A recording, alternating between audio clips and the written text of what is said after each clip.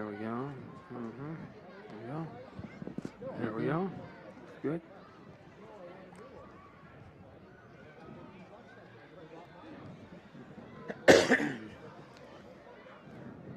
Anytime you have to cough, Wally, Where's the button? Which mic button? number 2 here, just turn it down. Just turn it down. It's one of the things I like that Pioneer set up. You Yeah. actually have a button. Yeah. Oh, shit.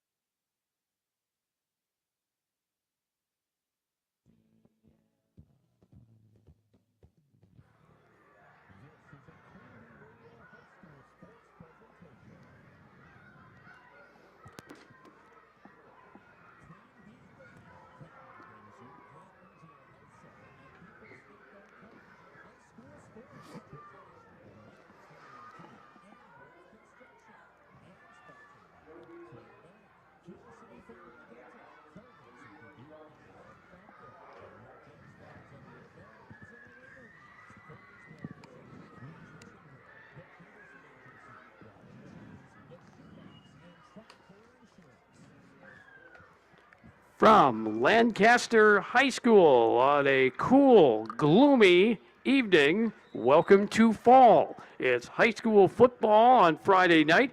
It's SWC conference action and our Grant Regional Health Center and People's State Bank coverage of high school sports is presented by Wolf Construction and Myers Heating and Cooling.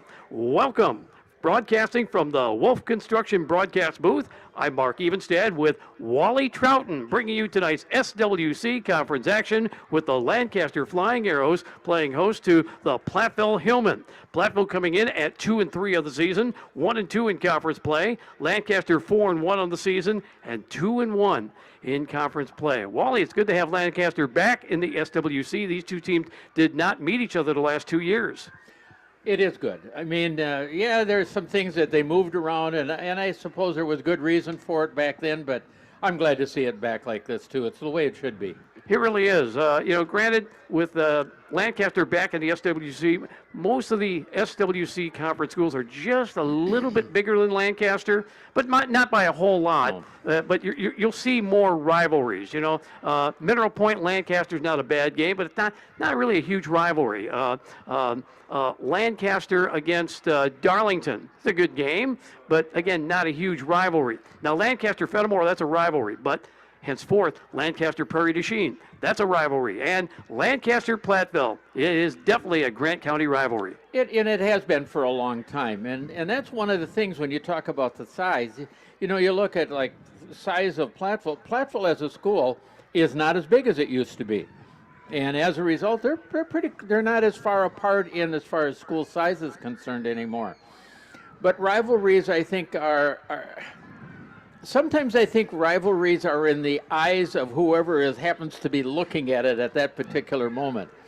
I mean, people used to make Platteville Lancaster a bigger rivalry than it really was. I mean, they used to talk about how, the coaches from the teams, they don't like each other. No. We used to go do things together. I mean, we would go out and have fun together. We went to coaching clinics together. Maybe we were rivals, but you know what? It was friendly, and it was fun. I mean, there was a good group of guys on both sides, and as a rule, kids are the same way. The standings in the SWC, Broadhead Judah leading the way, 3-0 in conference, 5-0 overall. Prairie du Chien 3-0 in conference and 3-2 overall. Lancaster 2-1 in conference, 4-1 overall. Platteville 1-2, and then they are 2-3 overall. Dodgeville at 1-2 and 3-2 overall. Richland Center a tough 0-3 and 1-4, and River Valley surprisingly 0-3 in the conference and 0-5 overall. Last time out, Platteville was defeated by Prairie du Chien 23-14. Last week, Lancaster defeated Richland Center 38-7 in a game that was much closer than that for much of it. It was 0-0 at halftime, 14-0 after 3, after a third quarter in which Richland Center had possession of the football for 11 minutes and 24 seconds of the quarter and did not score. And yet Lancaster scored on a 50-yard interception return by Brady Oyen. Go figure. Yeah, go figure. I mean, when you've got the ball that often, that means that you're driving the football. You have to be.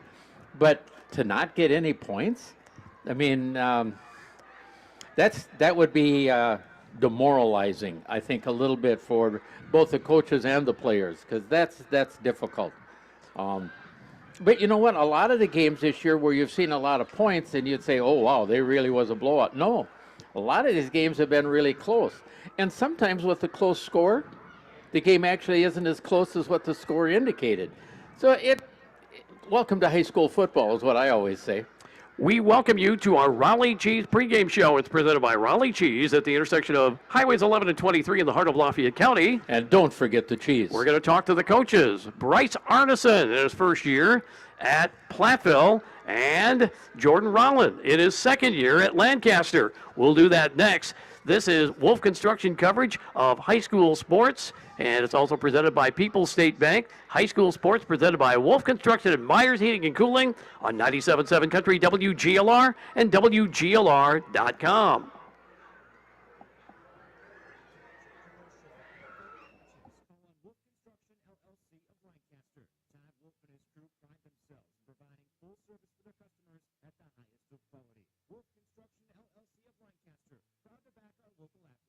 From small town businesses to large multi-state operations, Tricor Insurance and Auto Owners Insurance have industry expertise that can cover all types of businesses. Having an insurance agency that understands our business is a real benefit. They know our people. It's something Tricor does really well. Tricor's in-depth knowledge of insurance, regulation, compliance, and safety consulting is here to help your business succeed. Working with leading insurance companies like Auto Owners Insurance. They'll be there when you need them most. Visit TricorInsurance.com to learn more about Tricor Insurance Cycle of Care. We have thousands of pairs of shoes in stock, no waiting. So stop in anytime, specializing in size, selection, and fit. We will save you money. P.S. We measure both feet. Stop into the Shoebox, the largest shoe store at the north end of Black Earth. Pre-game 1.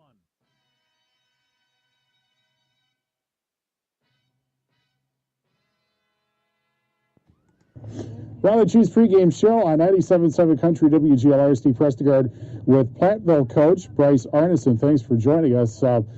You're coming off a loss to Prairie du Chien. It seemed like things went right for you about half the time. You get a great scoring drive at the start of the game, but then Prairie came down and scored. You got some nice defensive stops. Couldn't do anything with them after that. What's your explanation for all that? I mean, I think that if you saw it and if you look at the tape and things like that, mental mistakes. I mean, we, like you said, we were mentally there half the time. We were doing that memorial for those two amazing coaches, and they came out and they were fired up, scored on our first drive, and then we got to the middle of the game and we just couldn't do what we were supposed to. I mean, it's hard to start a drive from 1st and 20 or if you're at like 3rd and 4 and then you have a false start, then you're back at 3rd and 9. Those types of things are something that we can't get up. So we got to be able to, against Lancaster, just be able to kill those mental mistakes and be mentally there the whole time. It seemed like there were kind of two turning points in the game. At the end of the first half, you had great to get the ball down as far as you did, but couldn't get a score. That could have made a huge difference. And then the other one was the touchdown right after you guys scored to cut the lead to 17-14. Yeah, I mean, I'm not going to make any excuses, but I mean, it's kind of hard when you run into a ref, our safety runs into a ref, and we let up that touchdown. But anyways, I mean, like I said, mentally, it's not just penalties, but it's also just be mentally strong. Be able to fight when there's 7-7 or when it's 10-7, and we did that and we scored, and then we let up that touchdown to make it 14-7, and then just couldn't come back from that. Okay, so that's Lancaster, and talk about a team that's a challenge because they're an option team. Those are always kind of difficult to defend against, but they could also throw the ball very effectively. So it's going to be a real challenge for your defense today. Yeah, I mean, like we've been preaching all week, we got to be technically strong. We got to be able to take the quarterback when we can, and the biggest thing is we got to stop die ball. Watching the film, he's probably one of the best players that we're going to play all year. He's elusive, he's big, he's fast, and he's strong. So if you think that you're just going to tackle high, he's going to run you over.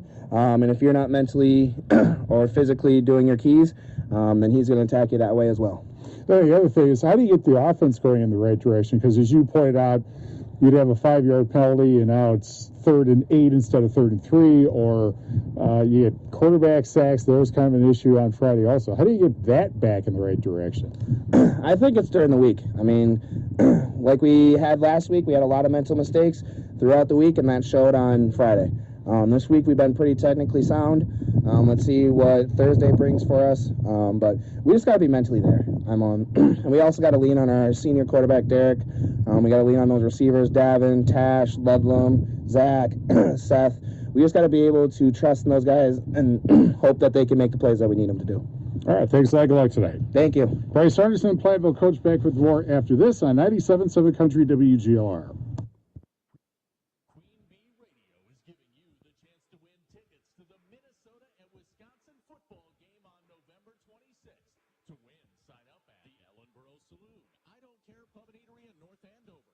Kitchen in Platteville, Ma's Bakery in Bloomington, and Krantz Auto Parts in Fenimore. We'll randomly draw qualifiers for our grand prize party at the Ellenboro Saloon October 4th at 6 p.m. It's the Queen Bee Radio Sports Getaway from the only stations in the Tri-States putting fans in the stands. Hi, this is Christine Raleigh of Raleigh Cheese, wishing all area athletes successful seasons. Cheese is a great source of protein for school lunches or a snack before the big game. Stop in and try some of our award-winning artisan cheeses like Dunbarton Blue, Red Rock, and Little Mountain. We have fresh cheese curds weekly and a wide variety of snacks and beverages, plus made-to-order cheese trays. Shop locally and taste the difference of handmade Wisconsin cheese at Raleigh Cheese House on the corner of Highways 11 and 23, Shellsburg. Pregame 2. 97.7 Country, WGLR. Welcome to the Raleigh Cheese pregame show as we chat with Jordan Rolland, the coach for the Lancaster Flying Arrows, taking on Platteville tonight in conference action, in SWC conference action. We haven't had this the last couple of years, Jordan, with Platteville playing Lancaster. It's always a great rivalry, and Lancaster was playing in the SWAL last year, so kind of good to be back in the SWC and kind of good to have a chance to compete against Platteville again. Yeah, it's always a nice rivalry, like you said. A lot of coaches have played in it on our staff. Some of the kids, I know we've scrimmaged against them the last few years, so there's still some familiarity between the two teams. They play in basketball, baseball, track, all that stuff, so it should be a competitive night. We are talking to Jordan Rolland, the coach of the Lancaster Flying Arrows. Last week, a win over Richland Center, and there's two things that were kind of in common with last week's game and then the game against Prairie du Chien, Jordan, and that is that in the fourth quarter of the Prairie du Chien game, Prairie du Chien ran the football and ran the football and ran the football, and so did Richland Center in the third quarter in last week's game. The big difference was that Prairie du Chien, their runs were like 5, 6, 7 yards. Richland Center's runs were like 3 or 4 yards, and that they had this long time of possession, but they didn't have any points to show for it. It wasn't that they got down inside the red zone and got these deep drives, and they held the football for 11 minutes and 24 seconds in that the third quarter, Jordan, and didn't score. And in fact, Lancaster scored on a defensive touchdown. That doesn't happen very often, but when it does happen, it's a good thing that it does, doesn't it? Yeah, that was definitely a unique night. I thought we had some really nice halftime adjustments, both defensively and offensively. And offensively, as offensive play caller, we just didn't really get to play offense in that third quarter, which I'll take pick sixes. We had 2 of them, and then we also had the fumble that we returned to the 1 yard line. So, I mean, that was 3 scores without any offense really needed. So that contributes to the lopsided time of possession. But like you said, it was kind of a couple yards here and there. We didn't really feel bad about how our defense was playing. We just couldn't get off the field on, third and short or fourth and short. So I'll take defensive, we kind of talked to the defense, if you shut them out and score points, we'll never lose. So that's kind of what happened on Friday night, so we'll take that. You don't count on that happening. Certainly not going to count on that happening tonight against Platteville. And Platteville is a team that, they've showed a hunger. They got a new coach this year, and that hunger can only help translate into wins eventually. But they have sputtered a bit on offense, and they've had some difficulty stopping the real elite teams defensively. And you're probably looking to try to exploit that. Oh, yeah, I think we have some matchups that we think are favorable for us. I'm sure they think different matchups are probably favorable for them. They have a very talented quarterback that we'll have to keep in check. I know he had a really good year last year. He lost some of his weapons, but they seem to be hitting stride here. They played Prairie very close, so we see them as a dangerous team for sure. They spread the ball out, so our DBs it'll be a big night for defensive backs, covering their skilled kids, keeping their quarterback in check. Defensively, they run a kind of a different scheme than what we've seen, so I think there'll be an adjustment period for our line early in the game, so that's kind of points of emphasis is trying to start well in this game to just, keep no big plays early and then kind of just get familiar with what they're doing up front because it's kind of a unique scheme that they're doing defensively. That's Jordan Rolland, the coach of the Lancaster Flying Arrows, our guest on the Raleigh Cheese pregame show. We'll take a break and come back after we take this time out on 97.7 Country, WGLR. People State Bank is locally owned and locally managed with 20 convenient locations in southwest Wisconsin and northeast Iowa. If you're looking for a place where you're more than just a number, but still have access to convenient technology, we're it. As a community bank, we're proud to support many of the local charities, county fairs, community events, and more. When you become part of People State Bank, you can be confident that you're standing with a good cause. People State Bank, community-minded, just like you. Member FDIC and equal housing lender. Configuring the Bluetooth, deciding who controls the music, remembering where you parked. Why are simple things sometimes so complicated? Thankfully, with an auto owner's insurance independent agent, getting the right coverage for your vehicle doesn't have to be one of them. So you can get back to more important things, like remembering if you're on the third or fourth level of the parking garage. That's simple human sense. Ask Brian Peterson of the Peterson Agency in Argyle if auto owners make sense for you. In game one.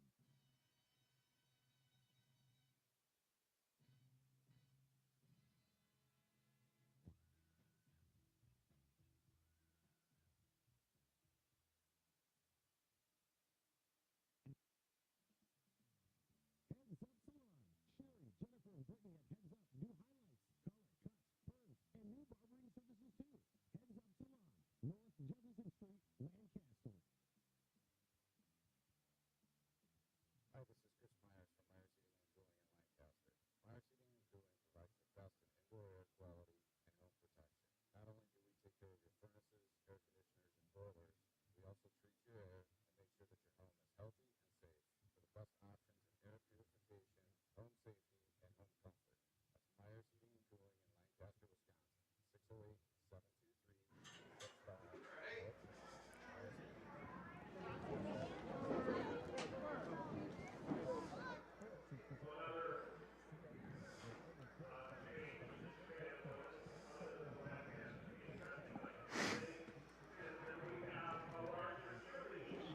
tonight than usual. That's the result of cheerleading coach Lindsay Dressler and 97.7 Country, WGLR FM Lancaster. Our Grant Regional Health Center and People's State Bank coverage of high school sports is presented by Wolf Construction and Myers Heating and Cooling. Broadcasting from the Wolf Construction broadcast booth, Mark Evenstad with Wally Troughton for tonight's game between the Lancaster Flying Arrows and the Platteville Hillmen. Here on our Raleigh Cheese pregame show, let's bring you the Nutrition World starting lineup. It's brought to you by Nutrition World Health and Wellness. Quality selection and knowledge for optimal health and energy levels are found at Nutrition World, Highways 80 and 81 in Platteville. For the Platteville Hillmen, coached by Bryce Arneson in his first season, the Mount Horeb native. And he is assisted by Isaiah Alpelich, Don Bevins, Randy Knight, also Rush Ures and Ken Carter. They go like this. Here's the offensive starters at quarterback, Derek Digman, 5'10", 165, and a senior. Running back, Jaden Culbertson, 6'2", 210, and a senior. Wide receivers are Devin Edge, 6 foot, 150, and a junior. Lucas Ludlam, 5'11", 135, and a junior. Tight end is Zach McLean, 6'7", 185, and a junior. And Wally, you said that the Garrison Tashner was on crutches. I was wrong. I misread his number. It's actually TJ Pink that's on crutches. So then we will see Tashner in the lineup, and that's a good omen for Platteville because he's a good one. He's the leading receiver. The offensive line, left tackle is Brandon Winkers, 6'5", 215, and a junior. Left guard is Brendan Millard, 5'11", 175, and a junior. Center is Porter Mandarano, 6'1", 270, and a senior. Right guard, Mason Mandarano, 5'10", 215, and a sophomore. And the right tackle, John Baxter, 6'2", 210, and a junior. Now the Nutrition World starting lineup for the Platteville Hillmen, coached by Jordan Rowland. Offensively, they go like this. At quarterback is Jacob Dyball, 6 foot, 215, and a senior. Running back Peyton Alvarado, 5'11", 175, and a junior. Split end, Taylor Williams, 6 foot, 160, and a freshman. Also at split end, Logan Wolf, 5'11", 170, and a junior. Nolan Wolf, 5'10", 155, and a sophomore. Brady Oyen is the slot receiver, 5'11", 165, and a senior. Tight end, Mitchell Wolf, 5'10", 180, and a senior. Left tackle, TJ Nelson, 6 foot, 215, and a sophomore. Left guard, Will Bussin, a real good one, 6'3", 230, a junior. The center is Ryan McCartney, 5'9", 210, and a senior. Right guard is Isak Mayorquin, 5'9", 260, and a senior. And the right tackle, Connor Raisbeck, 6'3", 195, and a junior. Lancaster won the toss, elected to defer, at least that's what we will assume. And Lancaster kicking off to Platteville, deep to receive for the Hillmen. Will be Garrison Tashner and Logan Day. Here's the kickoff, nice end over and kick. And it's going to be taken at the 5, 10, 15-yard line, and then squashed short of the 25-yard line. Boy, that was a good stick on Tristan Billmeyer. I believe that was on that return. First down and 10, Platteville Hillmen. They'll have it right at the 25-yard line to begin the football game. We'll get to the defensive starters and the colors of the game in just a moment. Right side, near side for the Platteville Hillmen with Derek Digman having a nice season. 6 touchdown passes and just 4 interceptions. For the spread, Digman, left-hander, rolling out to his right and fires it on the far side of the field and overthrows it for his intended receiver, which was Aiden Wilson. Defensively for Lancaster, defensive end, Bryce Golly. Nose tackle, Mason Gallinger. Defensive end, Paxton Henke. Can't miss him, number 88 at 6'5". Linebackers are Colby Lowell, Wyatt Mensch, Joe Eschler, and Devin Tiedrick. The safeties are Logan Wolf and Jackson Vanetta. Corners are Aiden Hauk and Brennan Gildersleeve. 2nd and 10 at the 25-yard line for Platteville. Here's a running play up the middle. A little bit of a crease for Culbertson, and he gets brought down just past the 30 to the 32-yard line. Wyatt mentioned on the stop for the Lancaster Flying Arrows. That was Digman actually who ran with the football. And it's going to bring a third down at about 3. And we've got an offside coming up here on Lancaster. That'll give the Hillman a first down, if indeed that is on Lancaster. Well, that's why they threw it on right away, but now all of a sudden they're changing their mind. Yep. And all it is Platteville just came up to the line, and then a guy jumped, and they decided that's what it is. 3rd and 8 will be coming up with the line of scrimmage at the 23-yard line. They have to reach the 35 to get a first down. So I should say it'll be 3rd down and about 7 at the 28. Receivers left and right for Digman. He'll work out of a pistol formation and a single setback. Lancaster showing a middle blitz. Now Platteville shifts and they move that setback to the left. Now Digman going to run it himself, runs into body traffic, and he's not even going to get back to the line of scrimmage. Arrows got a whole lot of bodies in there. Now that was Paxton Henke who clogged it up. No gain on the play. 4th down and 7 yards to go at the 28-yard line. And the Hillman will have to punt the football. It'll be Tyler Sass. He will kick at around his own 20-yard line. Brady Owen deep to receive. Here's the kick. Line drive kick. And this is going to start rolling and roll all the way to the 40-yard line. 41-yard line will be 1st and 10. Flying Arrows at their own 41 with 10:26 to play in the first quarter. Colors of our game is being brought to you by Cuba City Family Dental and Keeler Family Dental, where the colors are always bright white without putting your finances in the red. Lancaster, black pants, black tops, gold helmets, and then of course the arrow on the helmets. And the numbers are kind of multicolored, starting out white at the bottom, and then they slowly ease into more of a gold color up on the top of the numbers. Give you the Platteville colors of the game in just a second. 1st and 10. Under center is Dival is going to work from a pistol formation, rolling out to the near side. Gets to the 41-yard line and then bounced out of bounds after he crosses the 45 and out around the 47. And on the stop for the Platteville Hillman, on the tackle was Lucas Ludlam. It'll be a gain of 6 to the 47-yard line. 2nd down, 4 yards to go. Colors for the Platteville Hillman. The silver pants, white tops, silver helmets, and the red numerals and lettering. Now here is a give. And up the middle, not much is happening. In fact, it's Dival keeping it himself, and he got clogged up. Tackle was made by Porter Mandarano.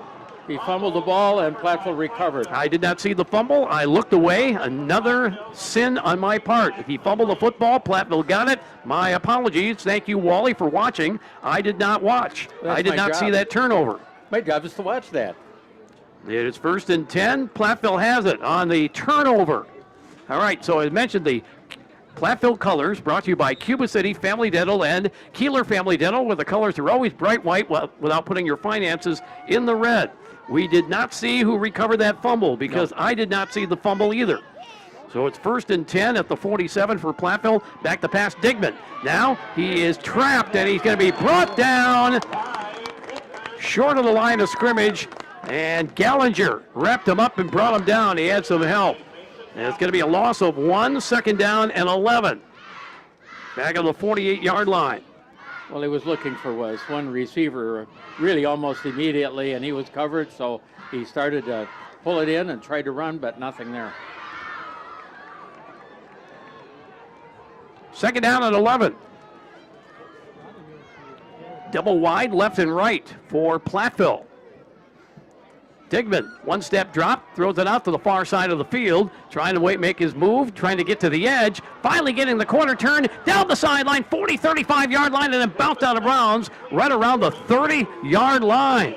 Nice catch and run for the Platteville Hillman, and on the reception for Platteville, and coming up with that football was Logan Day. 1st and 10 on a pickup of 17 yards. Well, that was a nice job catching the football, but also a great job of watching, of running with the ball after he caught it. I do believe that is a Platteville first supply, first down.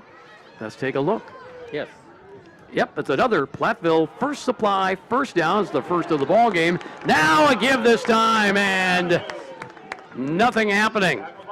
Yeah, Riley Donahue took the handoff from Digman and really was brought down here fairly quick. 2-yard loss. Second down, 12 coming up. Back at the 34-yard line. Just underway, no score. 8:50 and running, first quarter. What's our temperature? I'm going to check that out here when I get a second. Yeah. Here is the Digman, back to pass, throws out a far side. Day makes the catch, and then he is driven out of bounds. Lucas Ludlam on the catch, and gains some of that yardage back. In fact, gets it all the way to the 23-yard line. And no huddle. Third down. 2 yards to go. Digman back to pass. Now he's scrambling, and he's going to be running into a wall, and the arrows surround him and bring him down. Gallinger is there once again to bring him down, to bring up fourth down and a loss of a couple of yards. I'm not sure who he was looking for. There was nobody deep downfield, and yet he was trying to keep looking, and there was nothing there. Fourth down and 6. They have to reach the 22 to get a first down, so more accurately, fourth down and 4 at the 26-yard line. With under 8 minutes to play, first quarter. Fourth down, they'll go for it here. 3 receivers here to the wide side of the field, which is the near side. Lancaster is showing a blitz. Yeah, they were looking to bring in the corner, and we've got a Platteville timeout. Yep, they didn't see they didn't like what they saw, so they called the timeout. 54 degrees here at game time. Cloudy skies, and welcome to fall. Definitely a cool football night. Our football game is being brought to you by First Supply of Platteville, your total commercial plumbing and heating wholesale outlet. When quality parts are needed, the experts rely on First Supply in Platteville. Also, Terry Bush and the staff at Bush Insurance in Platteville. They wish the best of luck to the Platteville Hillmen on their season and aiming for their goals. Bush Insurance, a strong believer in the power of dedication to being an athlete. Other sponsors tonight, they include Vondra Ag Service, LLC. They sponsor any field goals made in the game. See Brady Vondra, your local Beck's hybrid dealer in Platteville, to help reach your field goals. We've had 3 straight games, at least that I've done, that we've had field goal attempts. 2 games in which we had 2 field goals. Last week, Richland Center tried a field goal that missed. Back to pass now. This is Digman. He's being flushed, and he is brought down as a flag comes out. And I don't think there's going to be anything. It's a penalty against Platteville. It'll be declined. Let's see. Turn around, my friend. Turn around. There we go. It is Gallinger who brought him down. And he got him with a good ankle pick. A sack, penalty declined, loss all the way back to the 36-yard line. First and 10, Flying Arrows will have it back after they had turned the ball over on their third play of the football game. Here's the defense now for Platteville. We didn't get a chance to mention it on the first drive. The defensive tackle is John Baxter. Porter Mandarano is at nose tackle, and Mason Mandarano is the other defensive tackle. Linebackers are Davin Edge, Zach McLean, Jaden Culberson, and Brandon Millard. Here's a swing pass on the near side. Oyen, he's got one man to defeat, and then help comes along the way and brings him down at about the 37-yard line. Maybe a gain of 1. We'll call it 2. Second down, 8 yards to go. Yeah, you had McLean who was over that was involved in that tackle, and also coming up from the corner was Ludlam. Riley Donahue, Derek Digman, Lucas Ludlam, and Garrison Tashner are the defensive backs for Platteville. Pistol formation for Dival. Hands it off now to Alvarado, and he's going nowhere. Platteville smelled that out. They closed all the holes. And the first guy out of there is Mandarano. Porter Mandarano takes up a lot of space. No gain on that play. Porter Mandarano is one of the guys that is probably the least sung one on the team. I consider him on offense. I consider him to be one of the best centers I've seen in high school this year. He just doesn't make mistakes and he blocks well. Defense, he just takes up space. 3rd down and 8 at the 38-yard line. They have to reach the 46 to get a first down. Dive ball, pistol, takes the snap, rolling to his right, now giving up some ground. He's looking to throw, but he can't find anybody to throw it to, and he runs out of real estate and goes out of bounds at about the 35-yard line. He's going to lose 3 yards. It's going to be 4th down and 11. Just couldn't find anything. No, so there was nothing there for him to find either. So now, I'm not so certain that originally that wasn't intended to be a run. So now Bryce Golly will be punting the football. Deep to receive is Garrison Tashner for the Platteville Hillmen. Watch out, this guy's got great speed. Golly has a great leg. He drives the ball. Here's the snap, kick on the way. Man, oh man, he drives it over everybody, going back on it. Tashner, he cannot return it. This ball is going to roll back to the 16-yard line. Will be 1st and 10 for the Hillmen.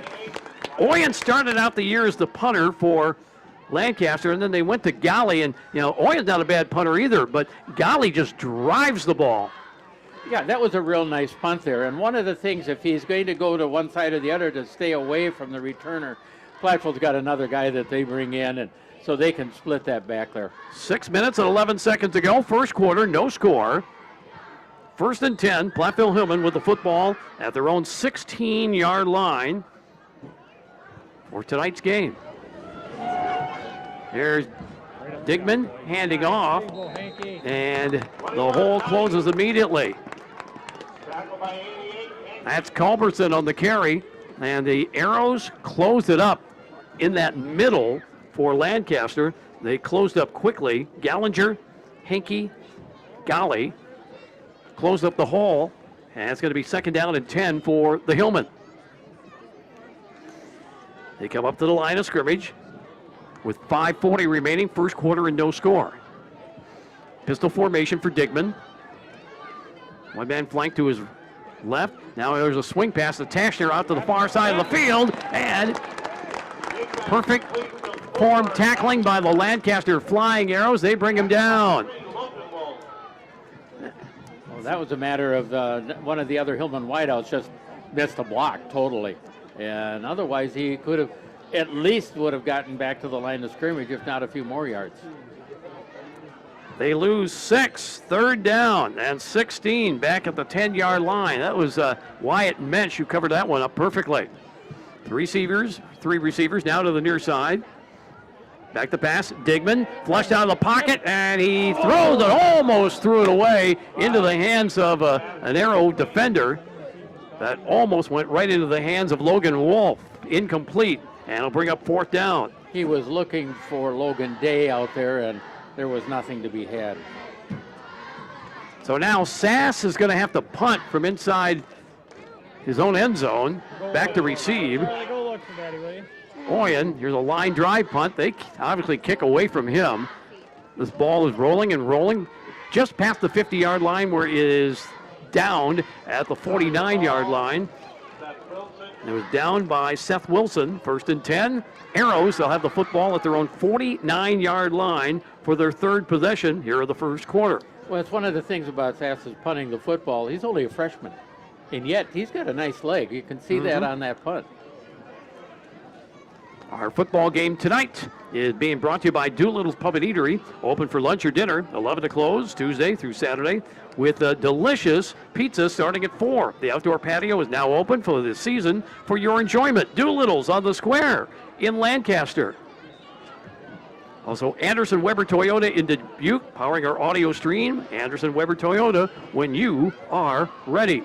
Here's Dieball, back to pass. Now he'll float it out here to the near side and making a nice catch at the 25-yard line, and down there is Brady Oyen. Another nicely run route by Brady Oyen. Wilson makes the tackle for Platteville, but again, Oyen, good route runner, found a nice seam, became a nice target for Dieball, and it's 1st and 10. Line of scrimmage, the 25-yard line, and for the Arrows, that's a Happy Joe's of Lancaster and Galena. First down. Here's Dival running with the football off to his right, off tackle, and gains yardage down to the 20-yard line. Tashner in on the tackle. And that's Sass coming back up from the safety spot and making the tackle. It's going to be second down, 5 yards to go at the 20-yard line for the Lancaster Flying Arrows. 4 minutes to go, first quarter. No score. Wide side, the near side. Taylor splits out here to this near side. That's Taylor Williams, that is. Here's Dival taking the snap. Now he's going to run with the football right between the tackles. Bounces off one tackle, bounces off of another. He's to the 5-yard line. He's drifting toward the end zone, bounces off of another tackle, and he is just short of the goal line as they finally bring him down. Dival bouncing off tackles. I thought we were going to see a touchdown signal there, but short of the goal line, or it's going to be first and goal for the Arrows inside the red zone. We call it the green zone. That's brought to you by Bitech Resource Management of Monroe, a greener way. It's first and goal at the 2, and a timeout being called by Lancaster. Platteville, all right. Platteville timeout. We'll make mention that our game is brought to you by Platteville Collision Center. Expert color matching, frame and unibody straightening, baked on finishing to keep paint shining longer. Trust the repair people at Platteville Collision Center. Also, Community First Bank, serving you in Boscobel, Fenimore, Lancaster, Livingston, Muscadet, Platteville, and Prairie du Chien. First for you, member FDIC. Hazy Service and Towing of Montford, your trusted friend for service and towing. Hazy Service and Towing, Montford, better equipped to better serve. West End Salvage of Lancaster. See Junkyard Joe Krantz and the West End Salvage team for recycling. West End Salvage handles construction and demolition waste too, as West End Salvage of Lancaster. Well, Platteville has already burned 2 timeouts. They have 1 remaining. We have 3:22 to go here in the first quarter. First and goal for the 2-yard line for the Lancaster Flying Arrows. Dival pistol formation, takes the snap, and he walks into the end zone for a touchdown. That is a Southwest Asphalt Sealing and Striping touchdown. Called Jeff for crack and asphalt sealing and striping needs. A 2-yard touchdown run by Dival. 6-0 Lancaster with 3:18 to go. First quarter. Pretty tough to stop Dival, especially when he gets ahead of steam. 2-yard touchdown run. Now Lancaster is going to line up in a pistol formation and go for 2. Dival takes it. Dival pulls it back. Dival running to his right, and he gets into the end zone. Or did he? I thought he got into the end zone. He did. No indication from anybody, but he did get in. 8-0 Lancaster. 3:18 to go. First quarter. Back after this on 97.7 Country, WGLR, and WGLR.com.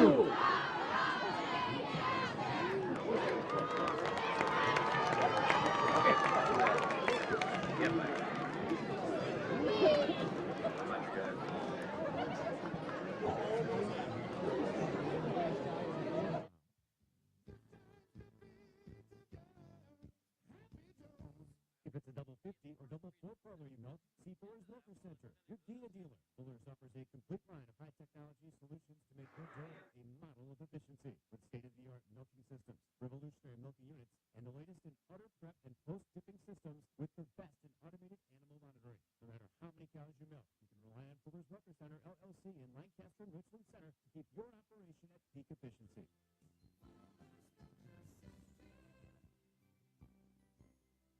In game 3.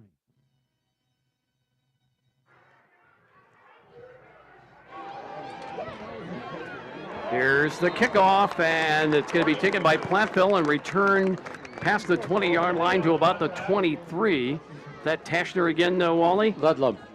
All right, Ludlam on the return. 8-0 Lancaster after the touchdown run by Dival. And he scores on the 2-point extra point, making it 8-0. That was a 4-play, 51-yard drive in a minute 25. Here it is now 1st and 10 for Platteville at their own 20-yard line for their 4th possession of the football game. Digman takes the snap. Now he'll step up in the pocket. He'll run with the football, stretches out, and gets close to the 25-yard line. It's a gain of 4. Wyatt mentioned on the stop for Lancaster. Just short of the 25-yard line at about the 24. 2nd down, 6 yards to go for Platteville. I'd like to see Platteville get Culberson more involved in the offense. Actually, most of the running has been done by Riley Donahue. Yeah. 21, and he's in there right now. Mm-hmm. But Culberson looks like, at least in the first game that we saw, more of the elusive back.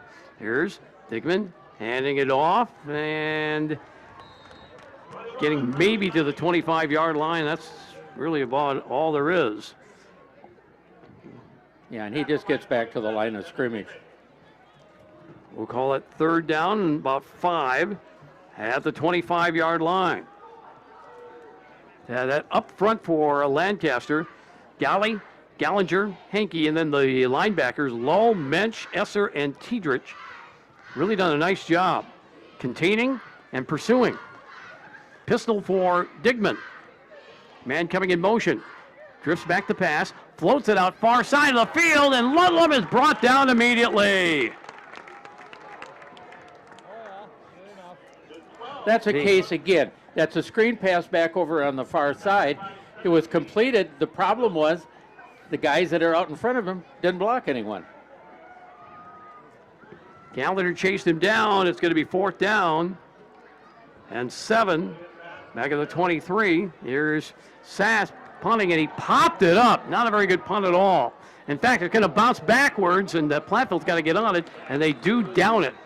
Yeah, that started bouncing back the other way, and then finally, Cam Moore got on the football and stopped it from bouncing back toward the Platteville goal. That will go down as just a 10-yard punt, and Lancaster has it back with a minute 22 to play. First quarter, leading 8-0. 1st and 10 at the 33-yard line. Right side, the near side. Oyen splits out left. 2 receivers to the right. The officials appear to be confused. Yeah. But they know what they're doing, though. Back to pass. Dival. Now he's looking long and overthrows the intended receiver in the end zone, Brady Oyen. Had a step, but he overthrew it. Threw a nice laser toward Oyen, who started out on the outside and then cut toward the middle and had to drift back toward the sideline. Incomplete pass, 2nd down and 10 at the 33-yard line for Jacob Dival and the Lancaster Flying Arrows. 1:17 we got to a go. flag, we got a hold call on Lancaster. My apologies. I did not see that. I didn't see, I just all of a sudden saw a flag drop and mark it off. And my apologies for stepping all over you, Wally. It's going to send Lancaster back to the 45-yard line. So, scratch off what would be 2nd and 10. Actually, look at that where it is. That's a 5. Yeah, I guess never mind. It is a 10. I had to look a little. It's going to be 1st down and 20 back at the 45-yard line. Back the pass now. It's Dival. Cranks it up. Throwing long downfield, and the pass is intercepted around the 5-yard line to the 10. 15 far side of the field, and still running and brought down at the 30-yard line. And on the interception was Lucas Ludlam. And it's a Lancaster turnover, their 2nd of the ball game. Ludlam with the INT. Well, Platteville's biggest problem offensively has been on their screen passes. They're not getting the blocks that they need, and they just have not been able to open holes in the offensive line on their running straight ahead. Well, they got it back now after that turnover, that Lancaster turnover. And now Digman, back in the pistol formation, takes the snap, now runs with the football, and can't escape a great open field tackle. On the stop was On the stop for the Lancaster Flying Arrows was Jackson Veneta, who came out of his safety position and made the stop at about the 30. No gain on the play. Second down, 10 yards to go for Lancaster. Final play of the first quarter, unless it's the passing play. The clock is running. Under 30 seconds to go in the quarter. Here at Digman, taking it. Now he'll step toward the line of scrimmage and get hammered. Ran right into Joe Esser and stopped for no gain. And 3rd and 10 coming up. It was almost as if Esser knew what the play was and was waiting for him. Well, in fact, we're at the end of the quarter right now. Platteville's going to let it go. And that's the end of the first quarter.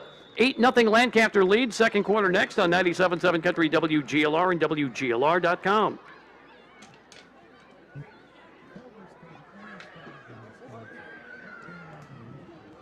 The end.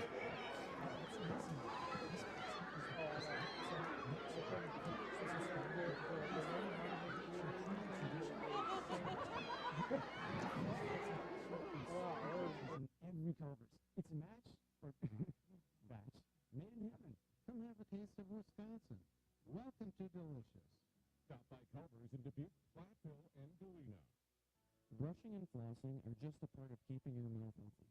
This is Dr. Matt at Cuba City Family Dental. Regular dental checkups help you maintain a beautiful smile. But we know even with great oral care, accidents can still happen. That's why Cuba City Family Dental offers same-day crowns, veneers, teeth whitening, and more. Make your appointment and see why people in the Tri-States can't say enough good stuff about the staff at Cuba City Family Dental. Call us at 608-744-2111. In game 4.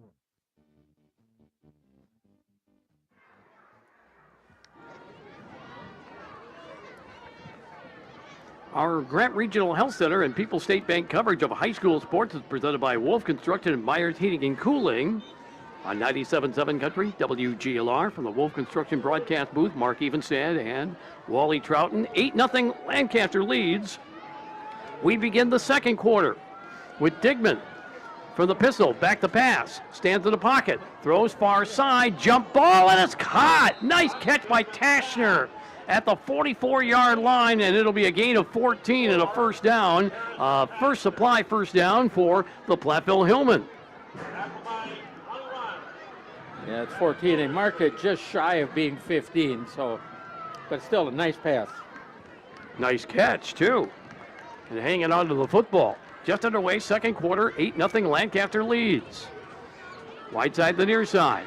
Ludlum splits out here to this near side. And a slot man here to the near side as well. Digman takes the snap and feeds it. And Donahue is able to carve out some yardage past the 45-yard line. Minimal gain to about the 46. It'll be second down and 8 yards to go for Platteville. Now they'll put it at the 45. So more accurately, it's a 1-yard gain, making it second and 9 at the 45. They break the huddle. Tashner and Ludlum are the receivers here to the near side. Donahue stays in. Back to pass.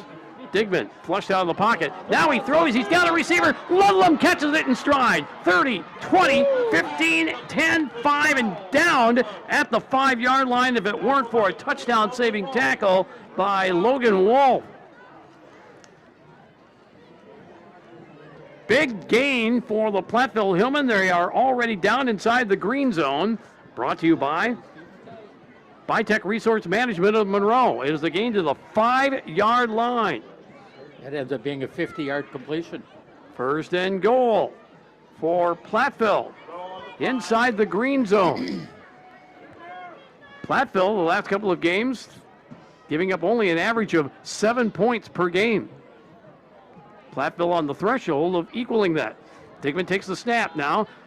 He'll dance his way toward the middle and get ahead to about the 3-yard line. Second down, goal at the 3. A lot of Flying Arrow defenders close the hole.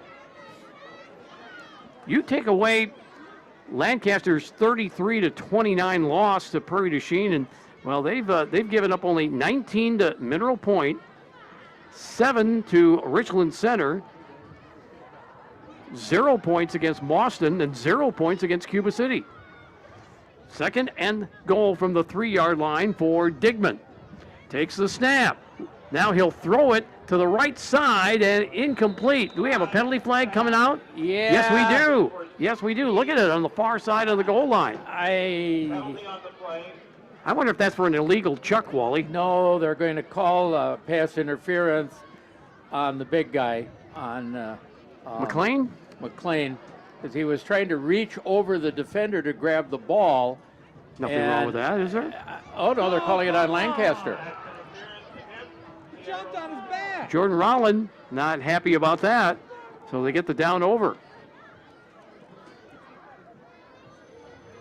So the penalty would be half the distance. They'll be at the 1.5-yard line. We have 9:45 to go till halftime, and the Peterson Agency halftime report. They'll put the football down just outside the 1. Digman now getting back toward the huddle. Let's see if they look for McLean again. Well, I know what I would be doing if I was Platteville coaches and who I threw to and where I would want them. Tashner and Ludlam split left. The give this time is to Donahue. Goes off tackle left, and he's into the end zone for the touchdown. Donahue with a 1-yard touchdown run with 9:41 to go till halftime, and our score is 8-6. Lancaster out in front. Let's see if they go for 2, try to tie it up, or go for 1 to try to going to kick within it. 1. Unless they fake it. There's Sass on to try the extra point. Holding is Tashner. The long snapper is Ethan Camps. Snap down. Low kick on the way, but it's through. And our score is Lancaster 8, Platteville 7, 9:41 to play till halftime. Back after this on 97.7 Country, WGLR, and WGLR.com. Hey. Lancaster. Todd Wolf and his crew pride themselves in providing full service for their customers at the highest of quality. Wolf Construction LLC of Lancaster, proud to back our local athletes. Sports is presented by Ben Reed CFP, your Edward Jones financial advisor in Platteville. Receiving an inheritance? Give Ben a call. Member SIPC, located by Nutrition World on Highways 80 and 81 in Platteville. Queen Bee Radio is giving you the chance to win tickets to the Detroit and Green Bay football game January 8th. To win, sign up at the Ellenboro Saloon, I Don't Care Pub and Eatery in North Andover, Country Kitchen in Platteville, Ma's Bakery in Bloomington, and Krantz Auto Parts in Fenimore. We'll randomly draw qualifiers for our grand prize party at I Don't Care Pub and Eatery in North Andover, December 4th. It's the Queen Bee Radio Sports Getaway from the only stations in the Tri-States putting fans in the stands. In Game 5.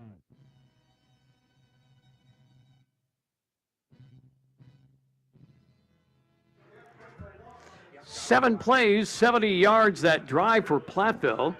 Donahue a 1-yard touchdown run. Sass with the extra point. 9:41 to play till halftime. And our score is Lancaster 8, Platteville 7. The scoreboard says 6.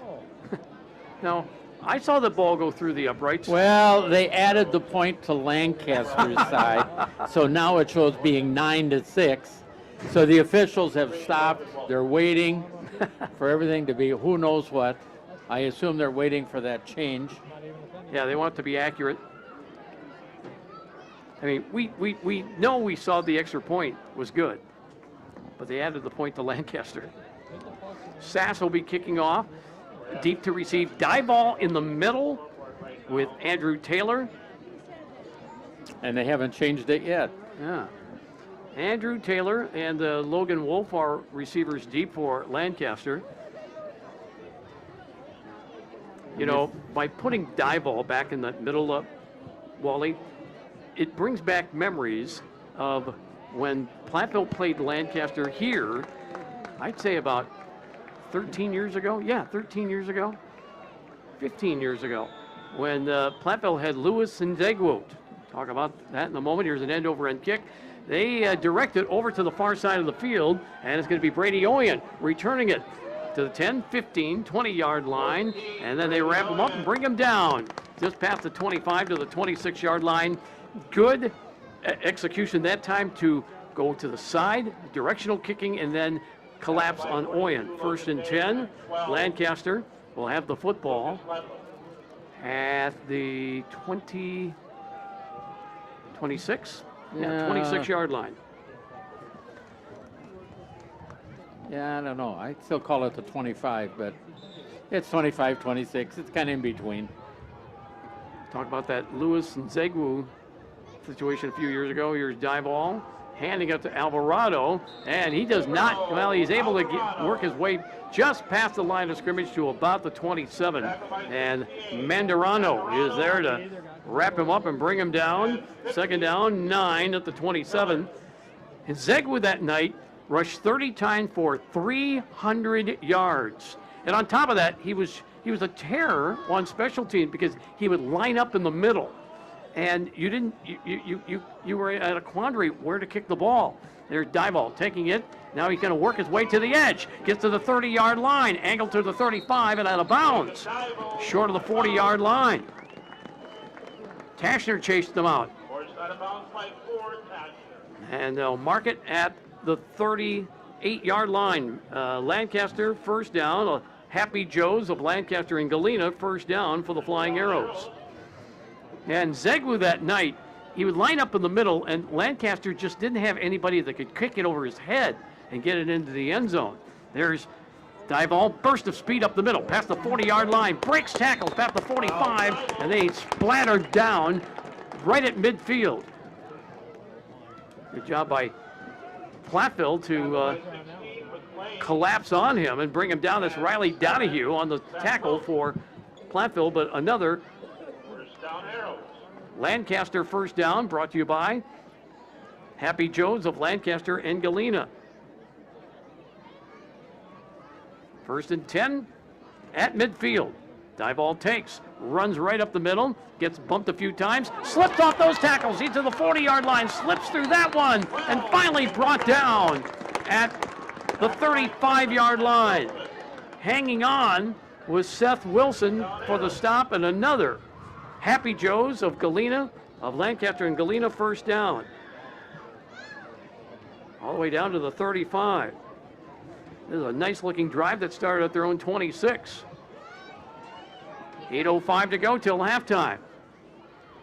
Here's Dival, same play, up the middle, and he's still clawing his way through traffic, gets past the 30-yard line, and finally brought down at the 28. For the stop was John Baxter for the Hillman. Short of a 1st down. It'll be 2nd down and a yard. Maybe a long yard here. Wherever the heck they put their down marker, they haven't. I call it 2nd down and really 2nd down and 3. The looks of it at the 28. Dive off in the pistol formation. Takes the snap, runs with it. Penalty flag comes flying out. He's got a 1st down if the play holds up, but we have a penalty flag down. It's a gain to the 24. I think it's illegal procedure on Lancaster. Yeah, it took off a little too soon. When Zegwu was on that Platteville team, Wally, again, 10 carries, 300 yards. You're the mathematician. That averages out to what? Well, I turn around and I remember somebody else who did 330 yards down against Milton. Yeah, well, anyway. But yeah, that's right around, how many carries did you say? 30. 30 carries, 300 yards, that's 10. Yeah, well then on special teams, he'd line up in the middle, okay? He's such a big man too. They couldn't kick it over top of him. So then when they kick it in the air, Zegwu would return it. And so they'd have to hit these ground balls to one side or the other, but the ball would go out of bounds. Talk more about that in a moment. 2nd down, it's Dival running with the football to the 30. The line of scrimmage was the 30, was the 33. He picks up 3. third down coming up. 3rd and 4. It's one of the things, looking at this Platteville team, and you look down through it, you look what grade they're all in. They're almost all sophomores. Mm-hmm. Yeah, they're young. They just don't have a lot of, and they've got some other seniors, but sophomores are better. 2 receivers left, 1 to the right, and here's Dival taking the ball, follows Alvarado, works his way to the left, and bounced that head to the 25-yard line, and he should have a first down. It's going to be close. I think he's past the stick, but boy, not by much. Well, they put the football. They put the football a little bit short of the yard line. Wally, I think they have to measure this. No, they're going to give him the first down. 1st and 10. Another Happy Joe's of Lancaster and Galena. First down, 1st and 10 at the 25-yard line. Well, in that game, they were trying to kick away from Nzegwu, and the ball kept on going out of bounds. It got to the point where Lancaster was kicking off from their own 25-yard line on a couple of occasions. He was a danger. He had good speed, and he was big and strong. 1st and 10 at the 25. There's Dival, going to run. Outside tackle right, and he's a ride to the right and brought down at around the 19-yard line. Tashner, Wilson, Donahue. Yep, it took 3 guys to collapse on him. A gain just inside the 20. That's the red zone. We call it the green zone. Brought to you by Vitech Resource Management of Monroe, a greener way. 2nd and 5, just inside the 20-yard line. 5:52 and counting. 2nd quarter, 8-7, Lancaster leads. Now here's Dival taking the ball. Dival works his way right, and he plows through everybody and gets down to the 15-yard line. For the Platteville Hillman, Zach McLean on the stop. And he just got the first down. Another Happy Joe's of Lancaster and Galena. First down with the football now spotted at the 15-yard line. Clock is running. 5.5 minutes to play till halftime. 2 receivers to the right. Oyen in the slot. Alvarado moves up, and now Dival takes the football. Runs off tackle left, and this time Platteville is able to pursue and bring him down. Good chase that time by Platteville. Mandarano got him down.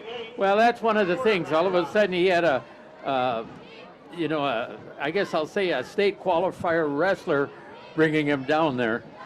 Gain of 2, 2nd and 8 to the 13-yard line. Wide side, near side for the Lancaster Flying Arrows. 4:48 remaining till halftime. Dival takes, running to his right, has a little bit of a seam, bounces off of a tackler, gets inside the 10, backs his way down into the 5-yard line. Penalty flag comes flying out. Well, I know the first flag was holding on Lancaster. I don't know about the second one. That looks like it's on Platteville, which means they'll probably call him offsetting unless it's a dead ball foul. A lot of pointing going on. You did it. No, he did it. Well, I see hold called on Lancaster. The official is looking the wrong way. All right, so one was a personal foul. One was a personal foul on Platteville. Was it a dead ball foul? That's the bigger question. Well, that's it. I mean, to me, now they're going to mark off yardage against Lancaster for holding, and then that means the football gets set at the 20. Now, yes, they're applying this correctly. They march it off on Lancaster, then they march it off on Platteville. Good work. These guys really did their homework, and the ball is now at the 10-yard line. And it's going to be first down and 10? No. That was right up there. I thought. 2nd and 7. Third and 5. 3rd down and 5. All right, Dival back to pass. Throws for the end zone. Incomplete. Here come the penalty flags. That's going to be pass interference on Platteville. That was intended for Oyen. Well, what they're doing is they're calling pass interference, and if If the defender out there would have turned his head, they wouldn't have called it. But yet they're calling it face guarding is what they're really calling. There was no contact, but the face guarding is what they're calling. Half the distance to the goal. First down and goal at the 5-yard line. Inside the green zone, brought to you by Bytech Resource Management. Was there another penalty on that play? The official I don't know. Trying to keep up. The official is making it look like there was a penalty decline, too. Here's Diebold taking the football, works his way to the right, tries to get outside the tackle, and he is able to get into the end zone for the touchdown. Jacob Diebold, 5-yard touchdown run. And it comes with 4:08 to go till halftime. 14-7, Lancaster leads.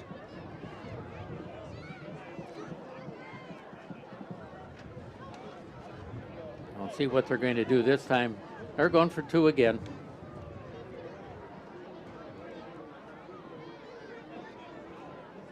We have 4:08 to play till halftime. They will go for 2, and here's the pass toward the corner of the end zone, incomplete. And the 2-point try fails. Lancaster 14, Platteville 7. We'll keep it here on 97.7 Country, WGLR. Yeah, that 2-point conversion was intended out there for Andrew Taylor, but there was nothing. Our game is brought to you by Myers Heating and Cooling, servicing Southwest Wisconsin since 1999. Myers Heating and Cooling, where they say, don't worry, we got this. Mound City Bank's total line of credit, allowing you to use the equity in your home to do the things you want. Stop in to Mound City Bank to apply. Offer subject to approval. Member FDIC and an equal housing lender. Learn more at moundcitybank.com. Other sponsors tonight, Southwest Asphalt, Sealing and Striping, East Mineral Street in Platteville. Call Jeff for crack and asphalt sealing and striping needs at Southwest Asphalt, Sealing and Striping of Platteville. And by Les Mack Chevy Buick downtown and Les Mack Chrysler Dodge Jeep and Ram on Highway 61 North, Lancaster. Custom order your new vehicle today from Les Mack, where you always get more from less. Oh, okay. Is that fair enough? 5-yard touchdown run by Diebold. The try for 2 failed.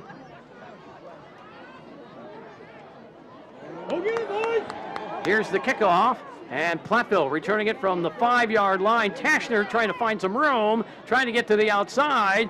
Maybe gets to the 10-yard line, and that's about it.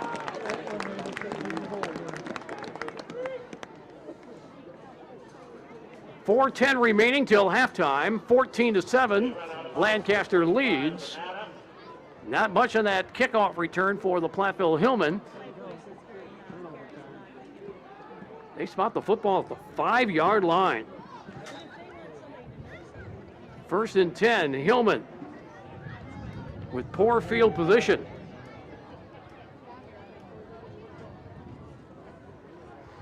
So now here is Digman.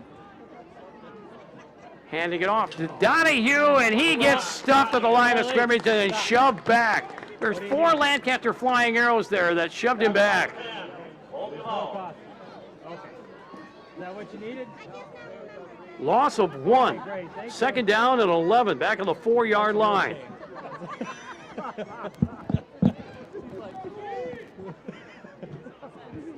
.343 remaining till halftime. 14-7. The Lancaster Flying Arrows lead it on a pair of Jacob Diebold touchdown runs. Clock is running, 3.5 minutes to play till halftime. 2 receivers split out here to the near side. Dickman will work out of a pistol formation. He's going to keep it himself this time, work his way through the middle, get back to the original line of scrimmage, and that's about it.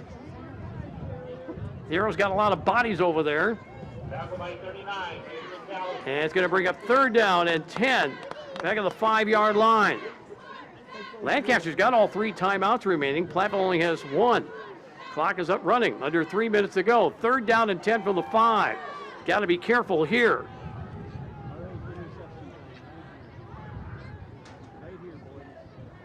Now Digman back to pass. Digman throwing it up long, and it's incomplete. Intended for Ludlum, just out of his reach. Aiden Hauk was there on the coverage at around the 40-yard line. And it's going to bring up 4th down, and Sass is going to have to punt the football from his own end zone. And the clock is stopped on the incomplete pass with 2:40 remaining till halftime.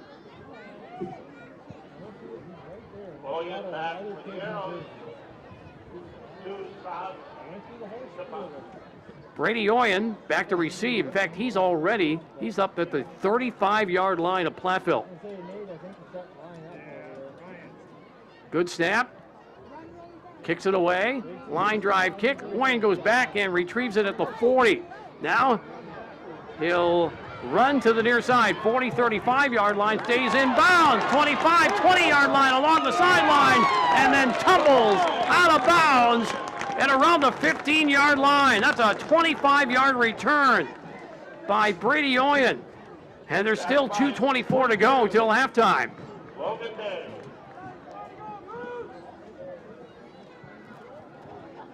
Well, first that punt was a line drive kick, so it's hard for the special teams to get down quickly to chase him down, and then he got a good return.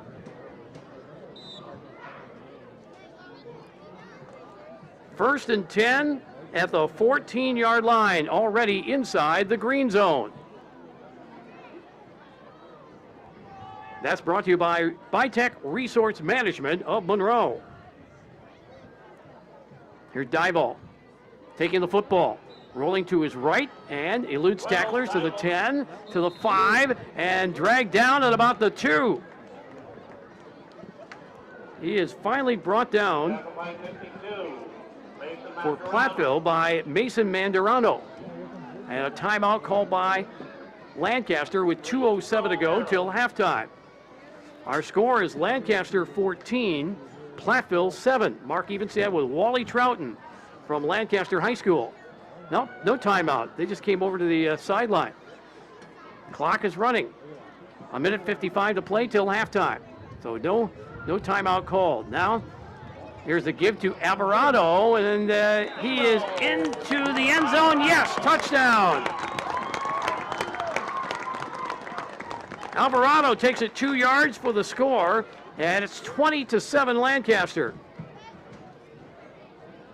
2-yard touchdown run by Alvarado.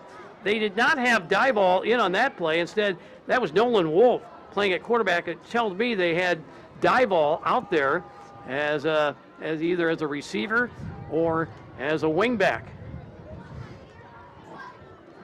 They will go for 2. And once again, it is Wolf at quarterback. Wolf takes the snap. He's going to throw the football, and he overthrew his intended receiver, Oyen, on a crossing pattern. And the pass fails. So it's Lancaster 20, Platteville 7. And we still have 1:47 remaining till halftime.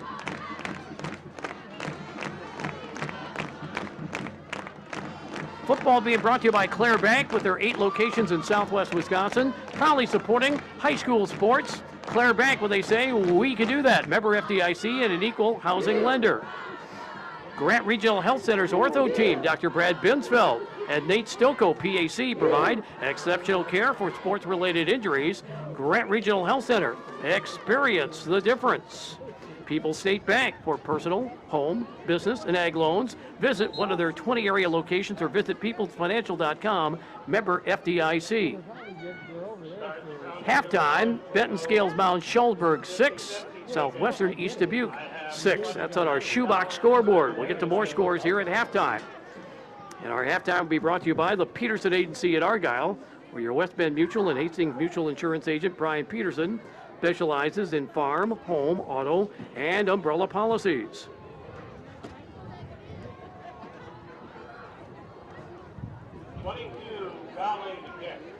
Minute 47 to play till halftime. It's 20-7 Lancaster. Here's the kickoff. Bouncing ball. Scooped up Running, near side with it. Ludlam's got it. Ludlam to the 20, and then he pushes the pile ahead to about the 25-yard line. Nice return by Ludlam.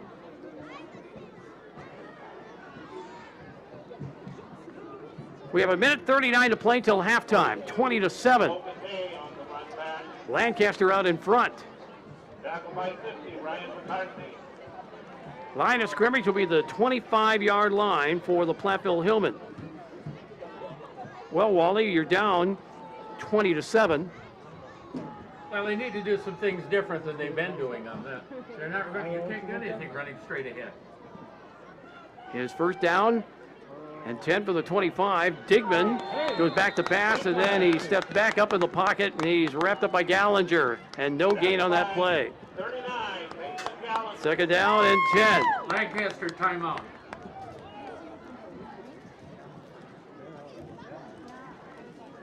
Our game brought to you by Culver's in Dubuque, Galena, and Platteville.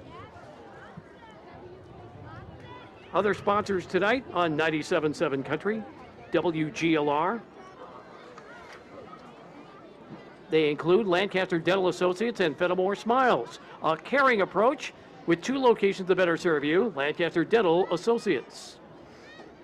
Also, Lancaster Auto Body. They've been serving the Lancaster area since 1960 for certified collision repair, detailing, spray and bed liners, PPG, lifetime paint warranty, washing and waxing and more. Lancaster Auto Body, where we meet by accident.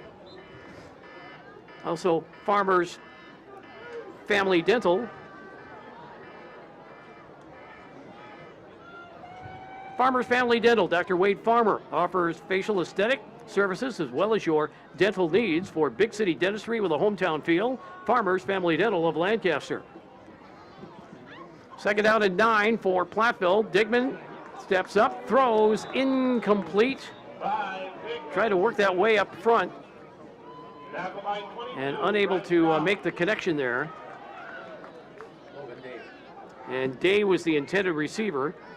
And it's going to bring up third down. Hillman got to be careful now because Lancaster's got timeouts. They can get their hands on the football again. And they have been proficient at, they've been very proficient at the 2-minute offense.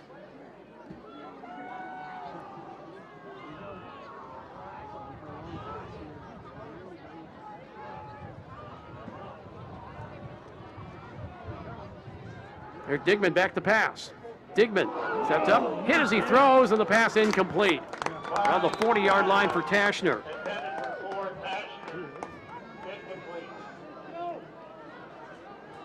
Breaking up the play, 31, Hesser.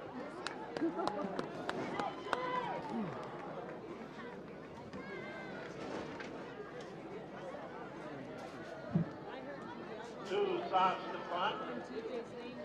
Mortino in back for the Arrows.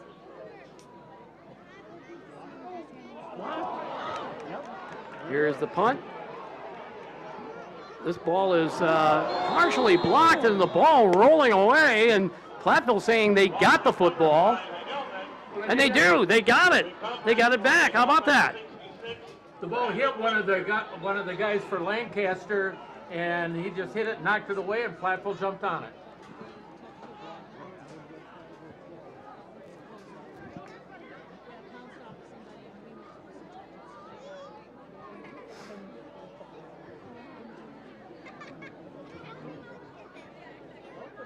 What the replay?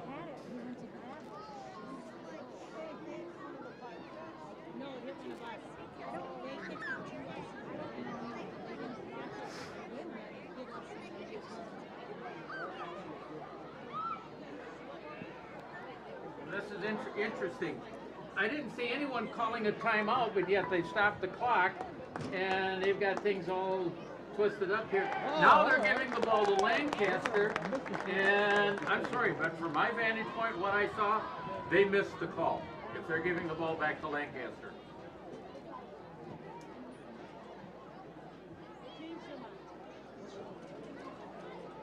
Oh, it worked for us on the game.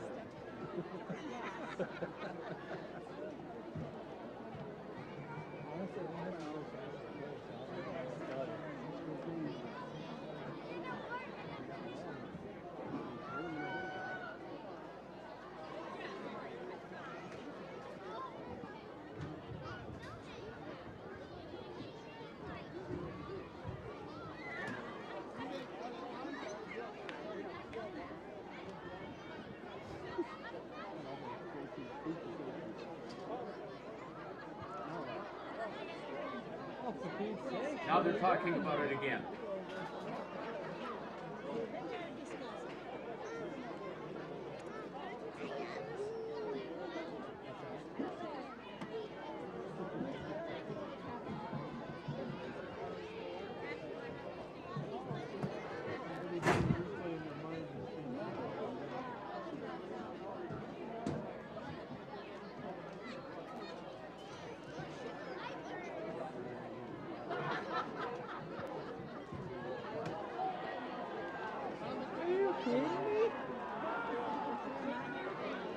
No, I'm not okay with it.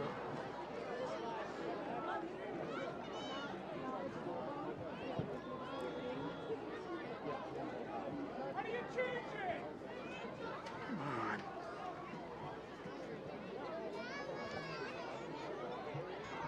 Can we just change it again since we just do whatever we want?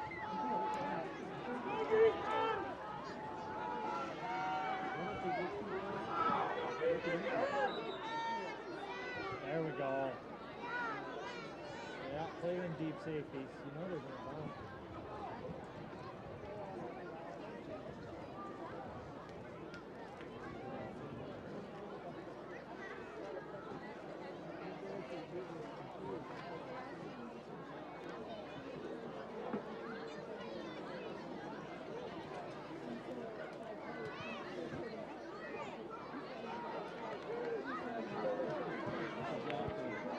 Yeah, there we go. It's a sweet kick. Oh.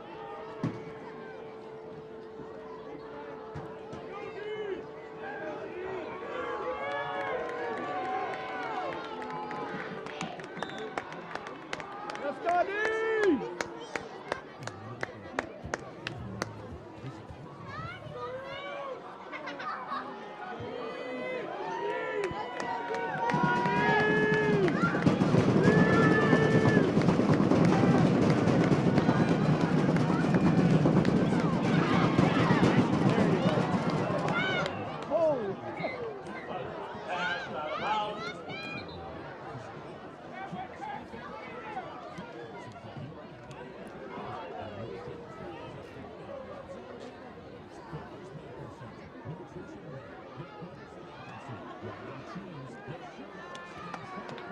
Monday! 97.7 Country, WGLR. We apologize. We've been having massive technical problems tonight. 20-6, 20-7. Lancaster leads Platteville. Still before halftime. Platteville with the football, and they got it out to about the 40-yard line with 57.9 seconds to play. Digman with a pass over the middle, incomplete, and bringing up a 3rd down and 10. Line of scrimmage at the 40.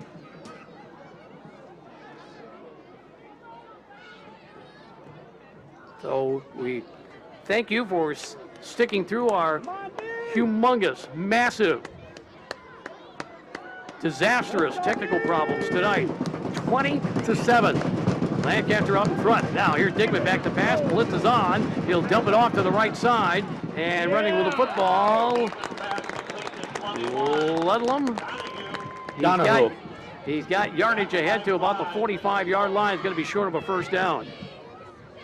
Yeah, that was to Ludlam, or to I lost my track, Ludlam out there, and just couldn't get anything turned upfield. 49.5 seconds to play. Timeout called by Lancaster. They'll get the football back. Brady Oyen set to receive inside his own 30-yard line. Sass ready to punt. So far tonight, Jacob Dival, a couple of short touchdown runs, and Peyton Alvarado with a 2-yard touchdown run, accounting for the Lancaster scoring. Platteville with a touchdown run by Donahue, where they closed the score to 8-7, but Lancaster has scored 2 quick touchdowns. Here's Sass back to punt, back at around his own 35-yard line. Low snap, digs it out, kicks it away. Nice kick that's going to go over the head of Oyen, and this one is going to trickle all the way into the end zone. Well, that is a 55-yard punt by Sass. 42.3 seconds remaining till halftime. Let's see if Lancaster can come up with a big play here on first down, and if they can, then that sets them up to actually execute their 2-minute offense. But if they can't come up with much on first down, then they'll probably pack it in for the second half. We'll see what they do here with Dival coming back out. 3 receivers set to the near side, so it would look to be a passing down. From the pistol formation, there's Dival rolling out to his right. He's got running room, and then he's going to scoot out of bounds at around the 25-yard line and pick up 5 yards. Second down and 5 yards to go at the 25. He stops the clock with 36.6 seconds to play. And actually, he didn't even get to the 25, got to the 23. Second down and 7. Just a 3-yard pickup. Wide side, the far side now for Jacob Dival. Okay, what's the holdup here, guys?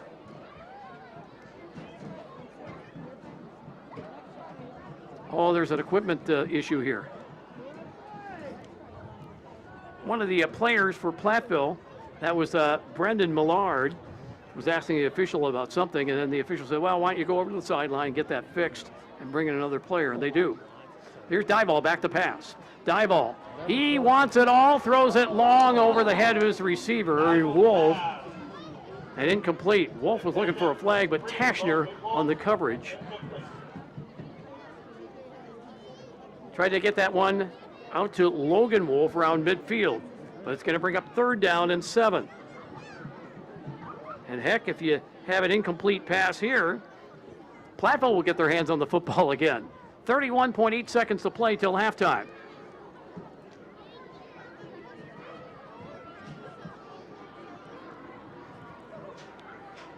(20-7), Lancaster leads. Just before halftime of the Peterson Agency halftime report. Dival back to pass. Once again, throws long, this time for Oyen, incomplete. I don't know if he could have even fit that one in because Oyen went jumping for that football. He was already out of bounds. Tashner again on the coverage. 4th down and 7 at the 23. And with 27 seconds to play, Lancaster will have to punt the football. Bryce Golly back to punt. Tashner back at around his own 45-yard line, ready to receive. Good snap, back to Golly. Kicks it away. Once again, another nice spiraling kick that Tashner takes. He was out of bounds at the 40-yard line. Stays, well, gets back in bounds and is brought down short of midfield, and a penalty flag comes out. Wally, he was out of bounds. He had 1 foot out of bounds. That should have stopped the play right there at the 39. Well, it was close. We don't have a good vantage point, and I think they may have been looking at the fact that he didn't quite make it all the way out of bounds. But then again, none of the officials had a good look. Well, we also had a penalty flag on that play.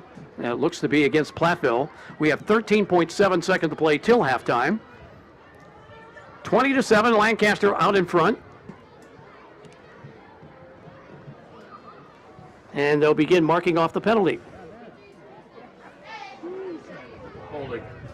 Yep, it'll be holding on the downfield block by Platteville.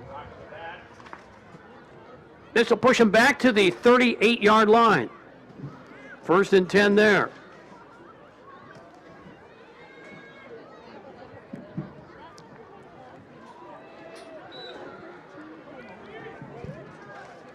So just a few precious seconds left till halftime. Here's Digman, back to pass. Throws, near side, incomplete. Ludlam, the intended receiver. And 2nd down and 10 with 9.3 seconds to play till halftime. And the Hillman trailing Platteville 20-7. Our game brought to you by D&D Electric of Lancaster, specializing in industrial wiring, maintenance, install, and control. Flying Arrow proud, that's D&D Electric of Lancaster. 2nd and 10. Line of scrimmage to 38. Tashner will split out to the, well, he won't split out. They'll just go in a kneel down formation, and they do, and that will be the end of the first half. It is Lancaster 20, Platteville 7. Stick around. We've got the Peterson Agency halftime report. Plus, we'll have shoebox scoreboard updates all on the way next on 97.7 Country, WGLR, and WGLR.com.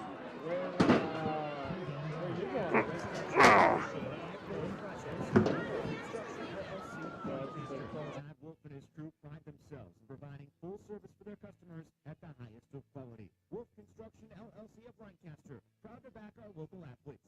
From small-town businesses to large multi-state operations, Tricor Insurance and Auto Owners Insurance have industry expertise that can cover all types of businesses. Having an insurance agency that understands our business is a real benefit. They know our people. It's something Tricor does really well.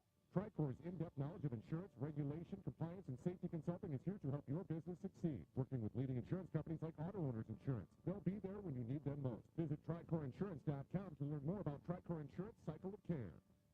Hi, this is Steve Smith, owner of the Shoebox in downtown Black Earth. We have thousands of pairs of shoes in stock, no waiting. So stop in anytime, specializing in size, selection, and fit.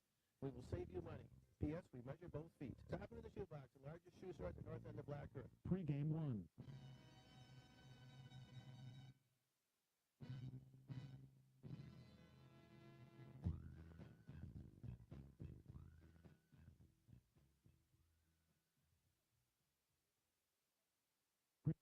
Queen Bee Radio is giving you the chance to win tickets to the Minnesota and Wisconsin football game on November 26th. To win, sign up at the Ellenboro Saloon, I Don't Care Pub and Eatery in North Andover, Country Kitchen in Platteville, Ma's Bakery in Bloomington, and Krantz Auto Parts in Fenimore. We'll randomly draw qualifiers for our grand prize party at the Ellenboro Saloon October 4th at 6 p.m. It's the Queen Bee Radio Sports Getaway from the only stations in the Tri-States putting fans in the stands.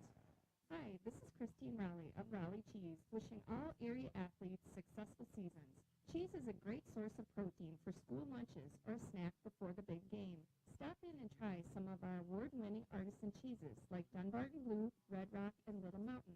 We have fresh cheese curds weekly and a wide variety of snacks and beverages, plus made-to-order cheese trays.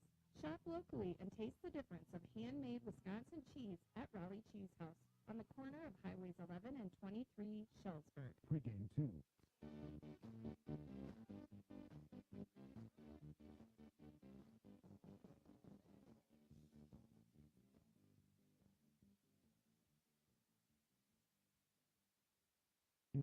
People's State Bank is locally owned and locally managed with 20 convenient locations in southwest Wisconsin and northeast Iowa. If you're looking for a place where you're more than just a number, but still have access to convenient technology, we're it. As a community bank, we're proud to support many of the local charities, county fairs, community events, and more. When you become part of People's State Bank, you can be confident that you're standing with a good cause. People's State Bank, community-minded, just like you. Member FDIC and equal housing lender. Configuring the Bluetooth, deciding who controls the music, remembering where you parked. Why are simple things sometimes so complicated? Thankfully, with an Auto Owners Insurance independent agent, getting the right coverage for your vehicle doesn't have to be one of them, so you can get back to more important things, like remembering if you're on the third or fourth level of the parking garage. That's simple human sense. Ask Brian Peterson of the Peterson Agency in Argyle if auto owners make sense for you. In game one. Welcome back to Lancaster High School, where our score is Lancaster 20 and Platteville 7. Welcome to the Peterson Agency halftime report, presented by the Peterson Agency in Argyle, where your West Bend Mutual and Hastings Mutual Insurance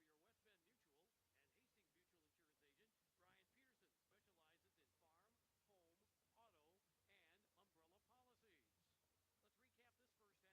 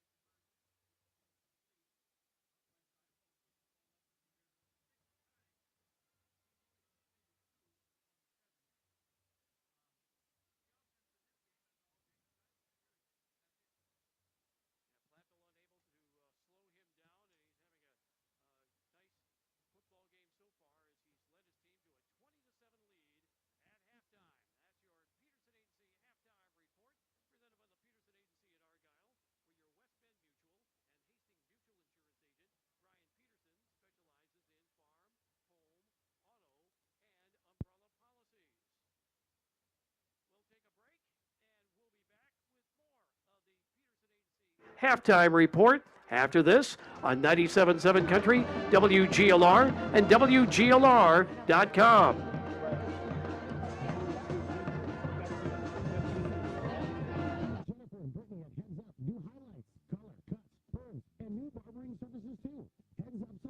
North Jefferson Street, Lancaster. Hi, this is Chris Myers from Myers Heating and Cooling in Lancaster. Myers Heating and Cooling provides the best in indoor air quality and home protection. Not only do we take care of your furnaces, air conditioners, and boilers, we also treat your air and make sure that your home is healthy and safe. For the best options in air purification, home safety, and home comfort. That's Myers Heating and Cooling in Lancaster, Wisconsin. 608-723-6543. Myers Heating and Cooling. 24/7, 365. We're here for you. Sports is presented by Ben Reed CFP, your Edward Jones financial advisor in Platteville. Are you selling your farm? Give Ben a call. Member SIPC. Located by Nutrition World on Highways 80 and 81 in Platteville. In Game 2.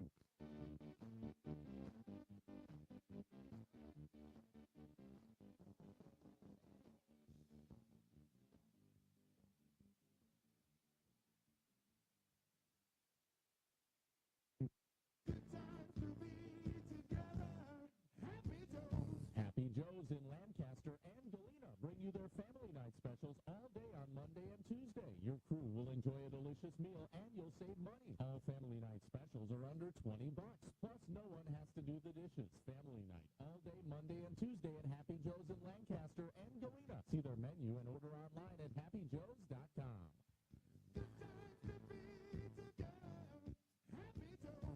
If it's a double 50 or double 4 Fuller you milk, see Fuller's Worker Center, your Kia dealer. Fuller's offers a complete line of high-technology solutions to make your dairy a model of efficiency with state-of-the-art milking systems, revolutionary milking units, and the latest in udder prep and post-dipping systems with the best in automated animal monitoring. No matter how many cows you milk, you can rely on Fuller's Worker Center, LLC in Lancaster and Richland Center to keep your operation at peak efficiency.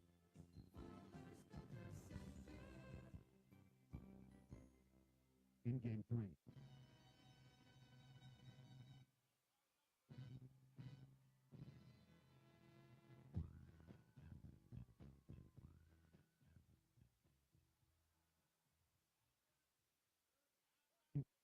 Culver's could have only started in Wisconsin. Our team member Nick will tell you why. Oh, yeah, that's an easy one. Wisconsin is the dairy state, so naturally, Culver's was inspired by everyone's favorite rich and creamy tradition, frozen custard. We make our fresh frozen custard in small batches in every Culver's. It's a match, or batch, made in heaven. Come have a taste of Wisconsin. Welcome to Delicious. Stop by Culver's in Dubuque, Platteville, and Galena. Brushing and flossing are just a part of keeping your mouth healthy. This is Dr. Matt at Cuba City Family Dental. Regular dental checkups help you maintain a beautiful smile. But we know even with great oral care, accidents can still happen. That's why Cuba City Family Dental offers same-day crowns, veneers, teeth whitening, and more. Make your appointment and see why people in the tri-states can't say enough good stuff about the staff at Cuba City Family Dental. Call us at 608-744-2111. In Game 4. 97.7 Country, WGLR FM Lancaster. Peterson Agency halftime report coming to a close. It's Lancaster 20, Platteville 7. Mark Evenstead with Wally Troughton from the Wolf Construction broadcast booth. We are set for the second half next on 97.7 Country, WGLR, and WGLR.com. For residential, commercial, or ag building projects, call on Wolf Construction LLC of Lancaster. Todd Wolf and his crew pride themselves in providing full service for their customers at the highest of quality. Wolf Construction LLC of Lancaster, proud to back our local athletes. Sports is presented by Ben Reed CFP, your Edward Jones financial advisor in Platteville. Receiving an inheritance? Give Ben a call. Member SIPC. Located by Nutrition World on Highways 80 and 81 in Platteville. Queen Bee Radio is giving you the chance to win tickets to the Detroit and Green Bay football game January 8th. To win, sign up at the Ellenboro Saloon, I Don't Care Pub and Eatery in North Andover, Country Kitchen in Platteville, Ma's Bakery in Bloomington, and Krantz Auto Parts in Fenimore. Will randomly draw qualifiers for our grand prize party at I Don't Care Pub and Eatery in North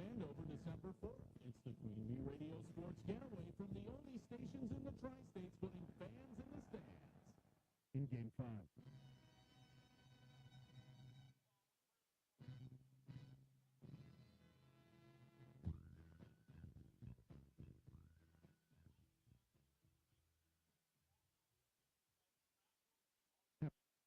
God, you call to us. You call us away from not caring. You call us away from selfish living. You call us beyond ourselves. You call us toward compassion. Help us to renew our promise to follow you. Do we love you enough to follow you with our whole being? Strengthen our hope of following you. Increase our dedication to discipleship.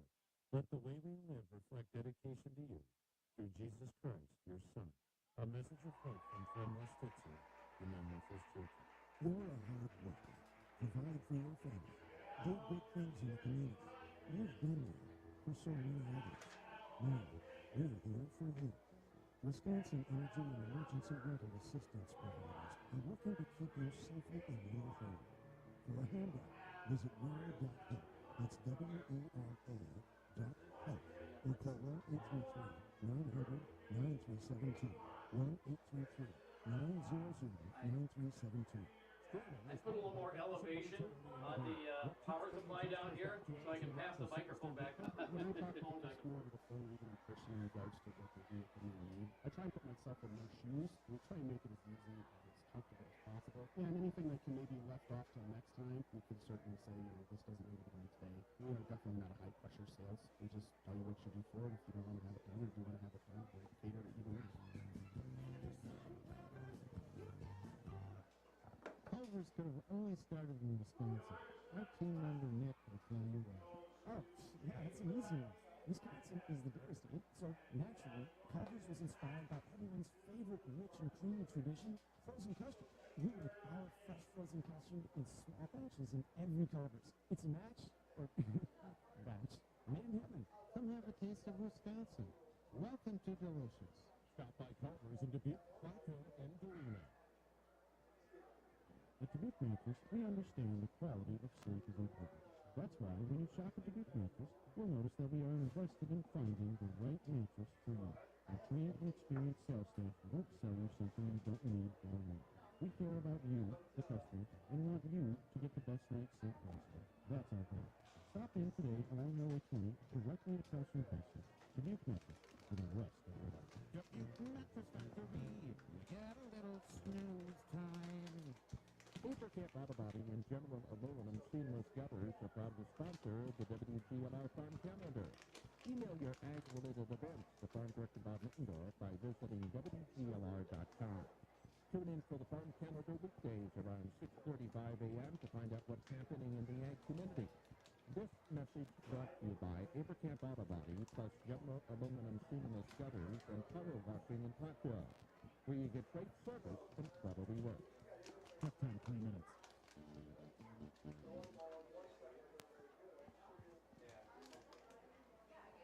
97.7 Country, WGLR.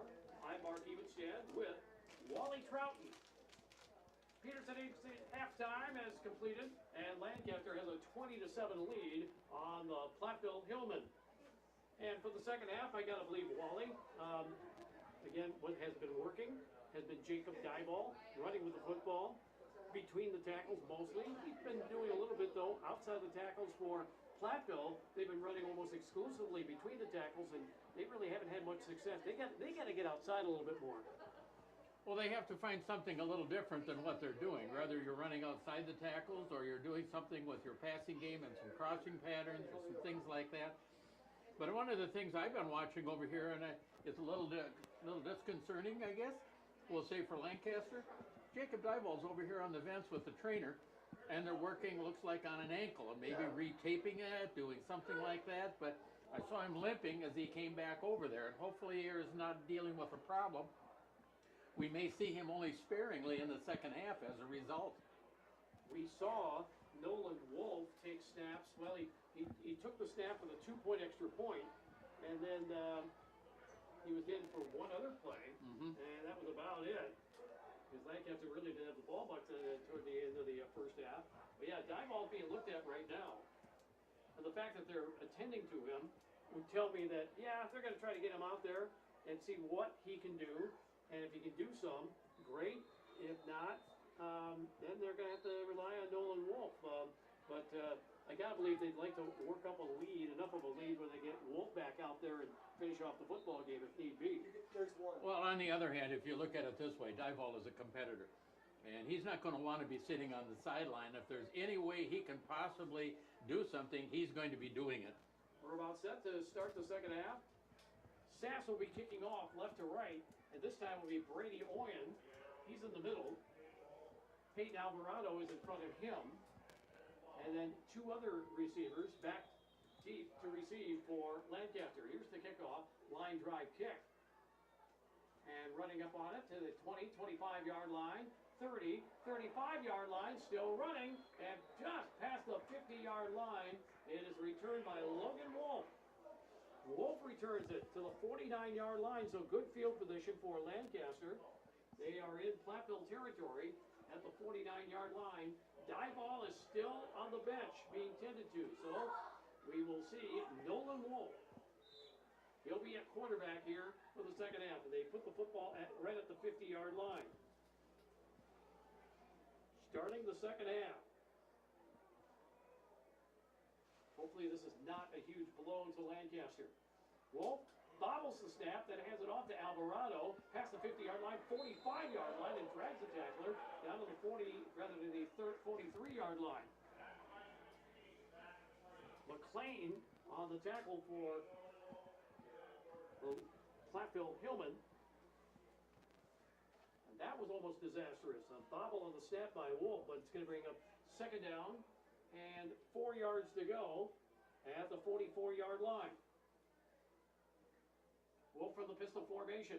Takes the snap, throws it out to the far side. Oyen makes a nice catch, stretching out. That ball almost was picked off. And then he dumped at about the 41-yard line. It's going to bring up third down and a yard. Third down and 1 at the 41.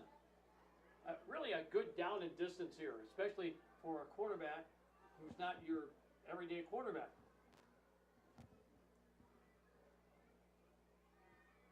Wide side, now the near side for the Lancaster Flying Arrows. Pistol formation for Wolf. Alvarado flanks him to the left. Taking the snap, handing it off to Alvarado. Dives ahead to the 40-yard line and slips through and picks up a first down.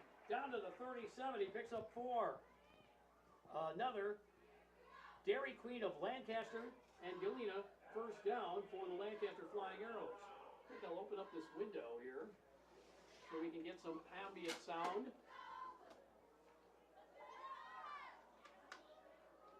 Is the way we have things, we can't get any ambient sound. Now we should. First and 10 from the 37-yard line for the Arrows.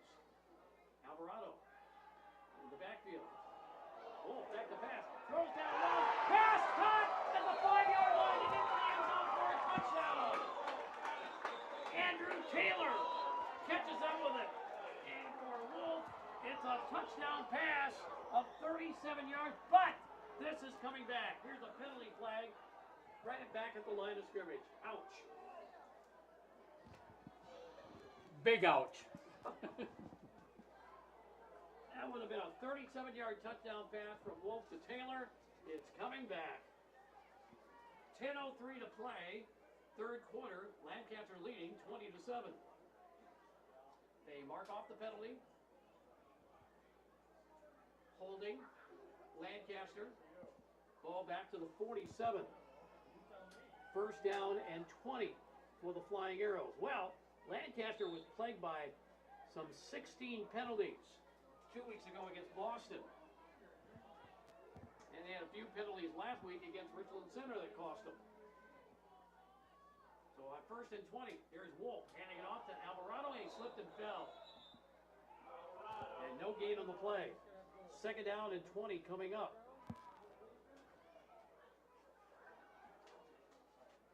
Our football game tonight brought to you by many great sponsors. They include D&D Electric in Lancaster, specializing in industrial wiring, maintenance, install, and control. Flying around, that's D&D Electric of Lancaster. Dival's back. Dival's back in. Here we go. So Jacob Dieball, who gave way for a few minutes there to Wolf, he is back in. Takes the snap, and now he is going to be boxed in at the 50-yard line and brought down. Culbertson on the stop. McLean was also there, and they lose yardage back to the 50. It's a 3-yard loss. So whatever that injury is, obviously it's not allowing Dieball to really put too much thrust into his legs.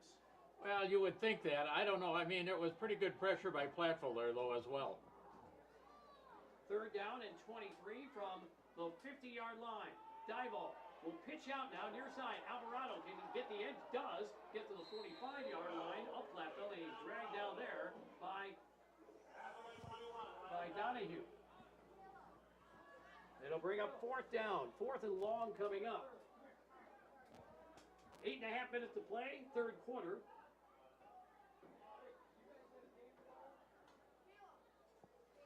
So here's Golly back to punt inside his own 45-yard line. Deep to receive is Tashner. Single man protection in front of Golly. Gets the snap, kicks it away, low line drive kick. This is going to bounce at the 10, bounce at the 5. Tashner grabs it at the 3, and now he's going to be brought down at the 6-yard line. The Arrows covered it well. Vanetta got down and tackled him at the 6. I don't know if that ball was going to make its way into the end zone or not.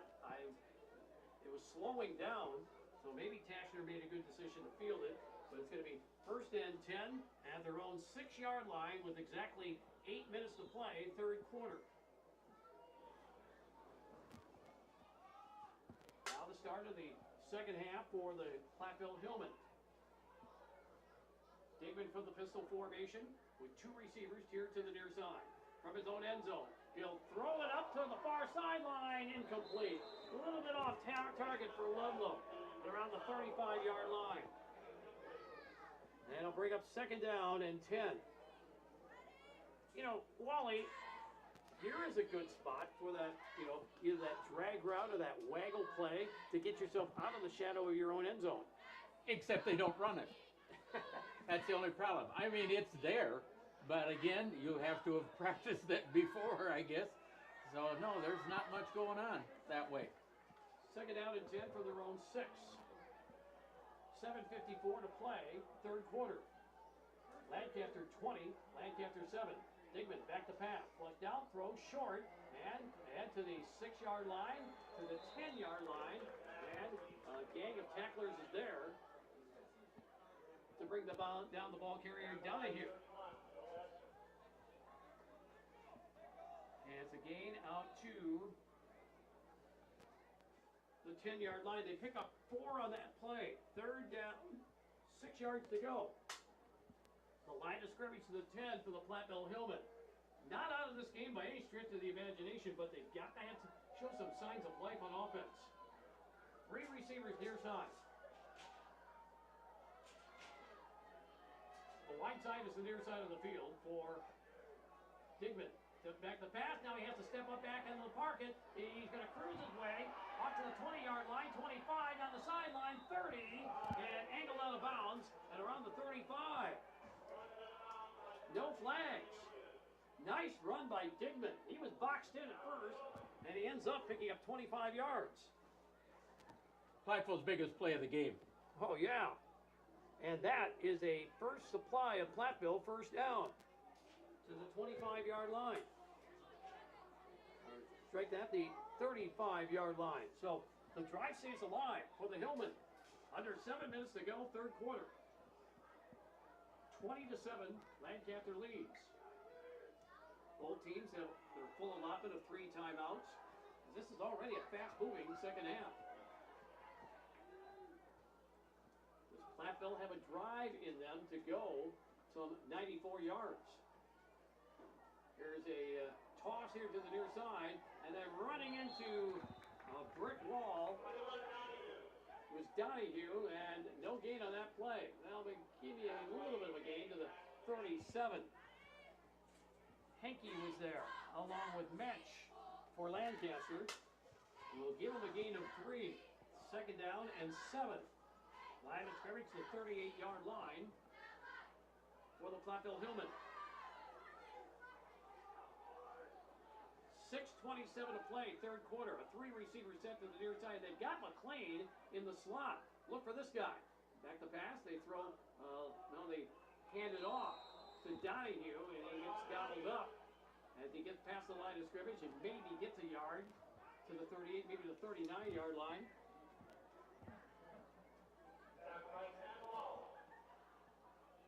Kobe Lowe on the stop at the gain to the 39. Third down now. Third down and 6.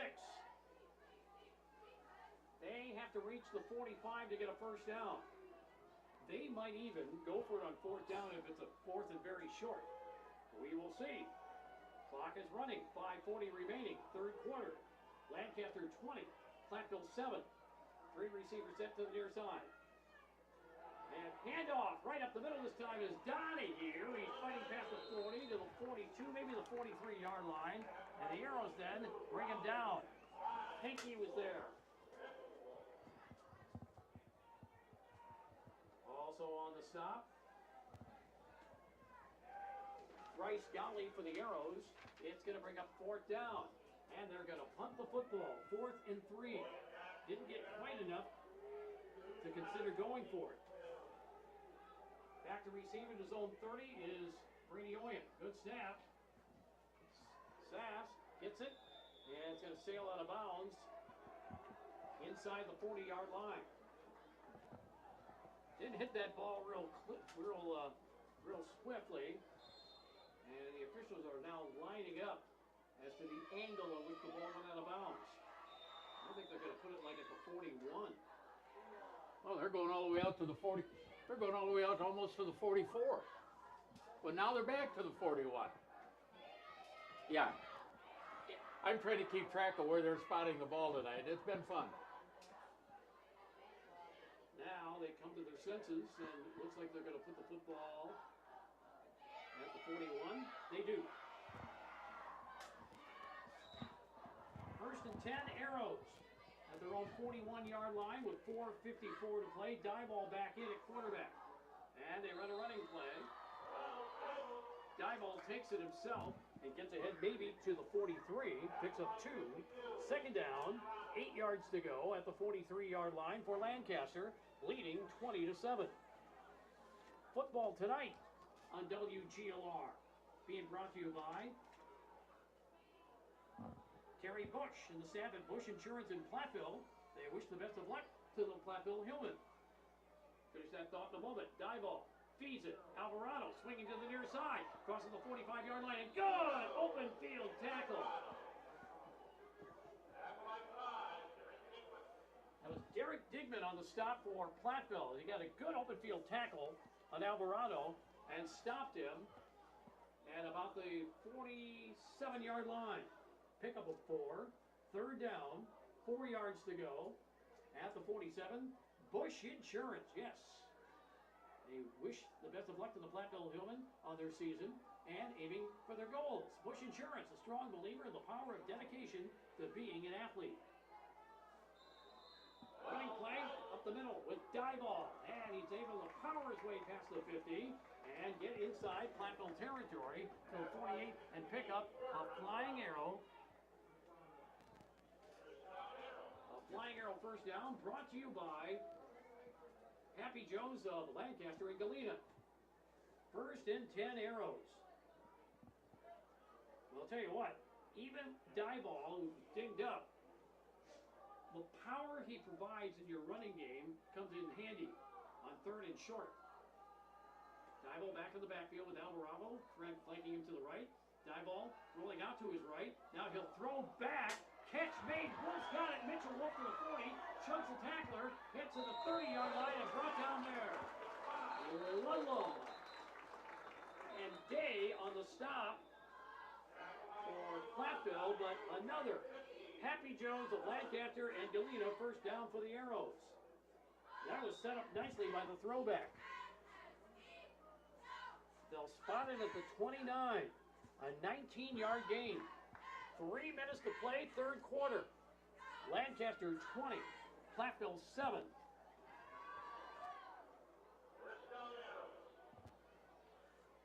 Arrow still in their huddle. Dieball now makes his way to the huddle.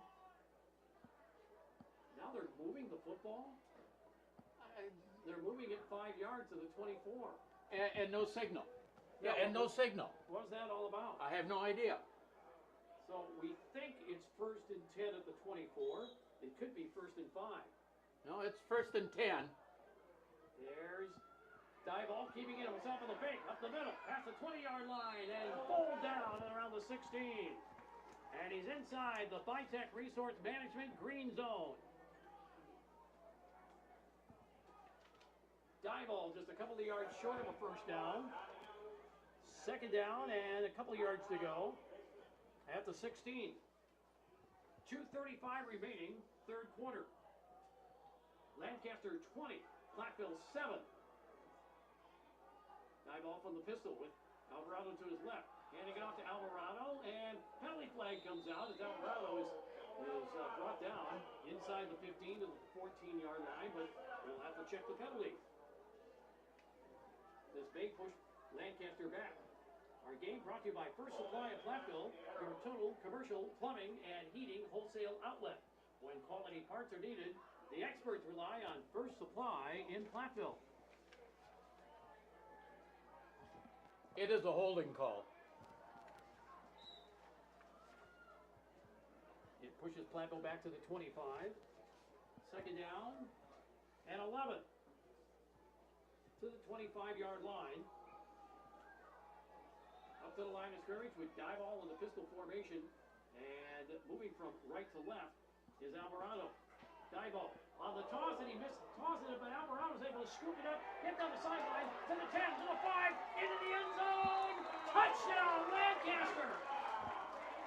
Call it a bounce pass. Dieball pitched it out, but it was an errant pitch, and it bounced one time back up to Alvarado, and he ran it in 25 yards for a touchdown. Well, he got a little bit of help because one of the Platteville linebackers just plain whiffed on him. He was right there to make a play, didn't make it. 25-yard touchdown run by Alvarado, and it comes with 1:53 to play. Third quarter, 26-7. Lancaster leads.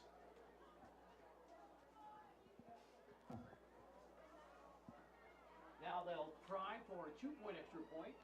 Dieball, step back in the pocket, throws toward the end zone, and the pass is caught for the 2-point extra point by Mitchell Wolf.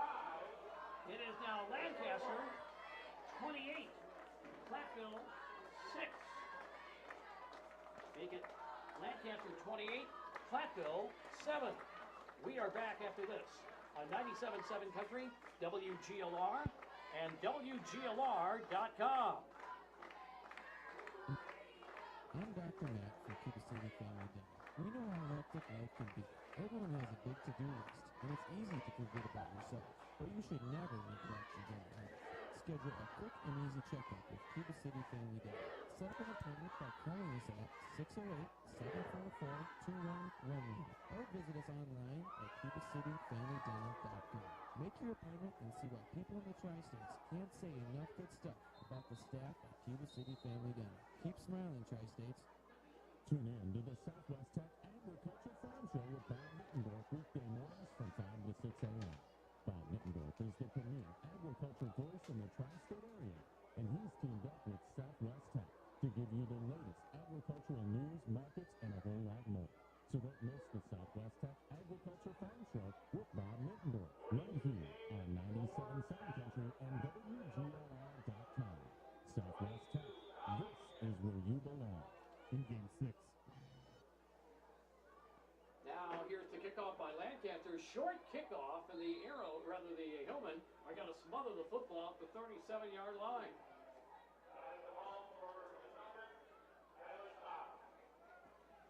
For the Platteville Hillmen, that ball was recovered by Seth Wilson. So the Arrows kick off short. Wilson able to smother it And it'll be Platteville football, 1st and 10. They'll have it at their own 37-yard line with a minute 53 to play. Third quarter, 28-7. Lancaster leads it over Platteville. 3 receivers set to the near side. Digman back to pass. Penalty flag comes flying out. Digman now throws long down the far side of the field, and the pass intercepted by Lancaster. Was he out of bounds though? Apparently not. Lancaster saying they've got the football. Now we have to check out the penalty. If it's on Platteville, I gotta believe this will be a declinable penalty.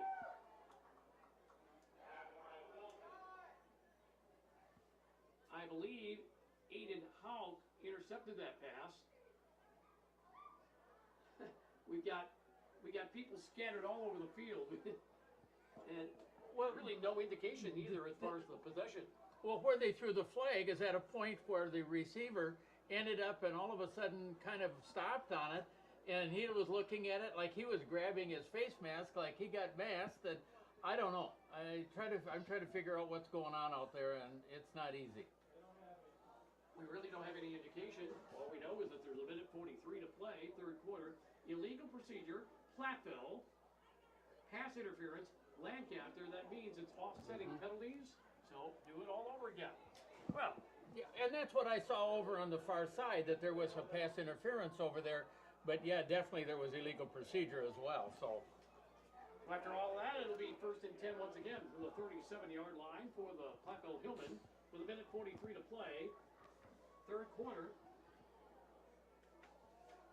And Platteville is leading Lancaster 28-7.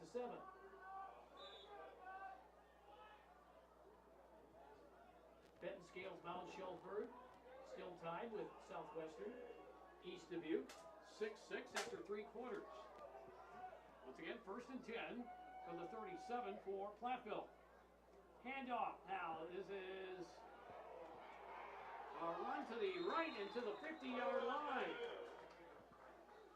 And on the carry for the Platteville Hillman is Ryan Donahue. And he picks up a first supply of Platteville first down into Lancaster territory at the 49. So a nice run on first down, a 15-yard gain. A minute 25 to play, third quarter. 28-7, the Arrows lead it over the Hillman. Wide side, far side for Digman. Takes the snap, straight back to pass. Throws it downfield, and Tasker goes up and makes a nice catch at the 25-yard line, and he's brought down right away.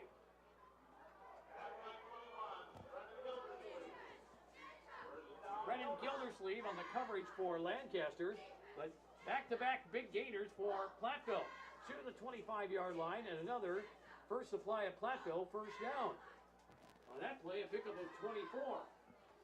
Well, that was a little better job on a pass route, because instead of straight downfield, it was angling back in more like a post pattern.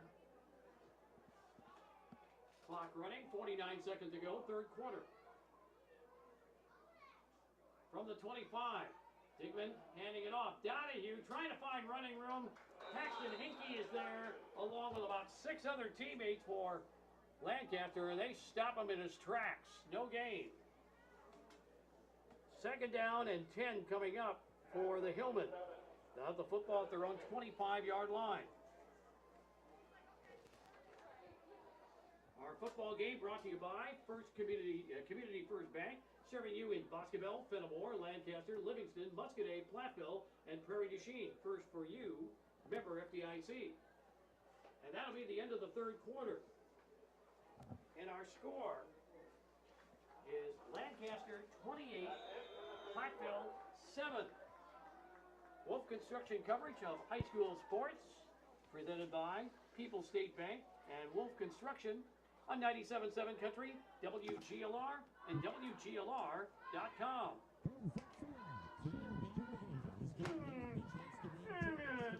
Again.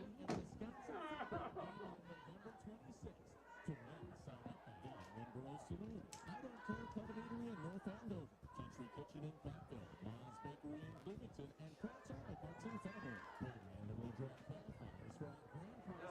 It's been charging up long enough. October 4th at 6 p.m. It's the Queen Bee Radio Sports Getaway, the only stations in the tri-state putting fans Rookie's Food and Spirits on Highway 14 in Mazomanie is the perfect chaser to your shoebox shopping experience.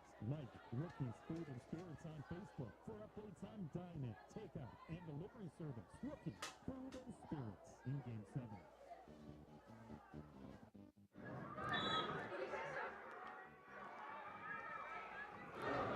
97.7 Country WGLR. We begin the fourth quarter here. Digman back to pass. Throws far side, incomplete. Intended for Ludlam. It'll bring up third down and 10. Lancaster, a touchdown by Alvarado, and a 2-point extra point making the score 28-7 through 3. And that's our score here as we begin the fourth quarter. Third down, 10 yards to go at the 25-yard line for Platteville. Again, not really out of this game, but they've got to score on this drive in order to make things interesting. Third down and 10. Line of scrimmage to 25. Here's Digman. Back to pass. Straight back. Under pressure. Throws far side and knocks it away. Fourth and 10 coming up. Ludlam was the intended receiver. Houck got over there and swatted it away. Now Lancaster changing out personnel. Could Platteville be considering a field goal? It would be an awfully long field goal. It would be a 42-yard field goal from here. You can talk into the microphone now, Wally. Hey! No, they wouldn't do it. That's way too long. It's got a nice leg, but not that good. All right, here's Digman on 4th and 10. Takes the snap. Rush coming from the outside. Throws over the middle, and the pass incomplete. It whizzed by the intended receiver, Tashner, and around the 5-yard line. It's a turnover on downs. And Lancaster takes over 1st and 10 at their own 25-yard line with 11:44 to play in the football game and leading 28-7. That's the rate the game is going, and I mean Platteville's just not able to generate enough offense, and unless they do something real quick and get something consistent, we're not going to see a change in that 7 points for Platteville. Football brought to you by Grant Regional Health Center's ortho team. Dr. Brad Binsfeld and Nate Stilko, PAC, provide exceptional care for sports-related injuries. Grant Regional Health Center, experience the difference. 1st and 10, Dival. Takes the snap, drifts back the pass, throws near side. Pass caught wide open is Mitchell Wolf. He's got it past the 40 and dragged down at the 48-yard line. Donahue tackles him, but not before it's another. Happy Joe's of Lancaster and Galena, Arrow first down. All the way out to the 47-yard line, they pick up 22.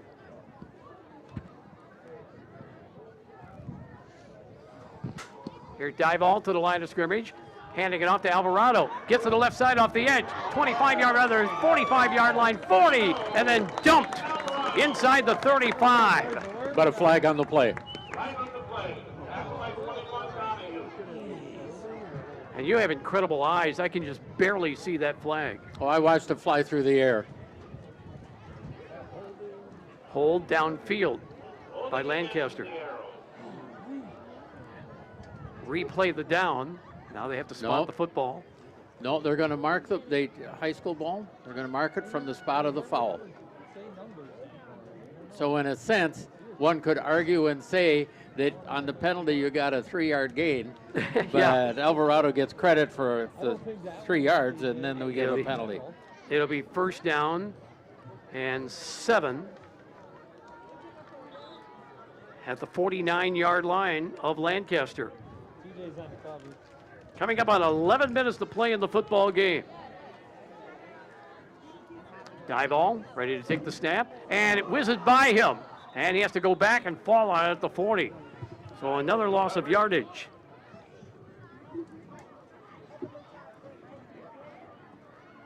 They lose 9 yards on that play. It'll be 2nd down and 17.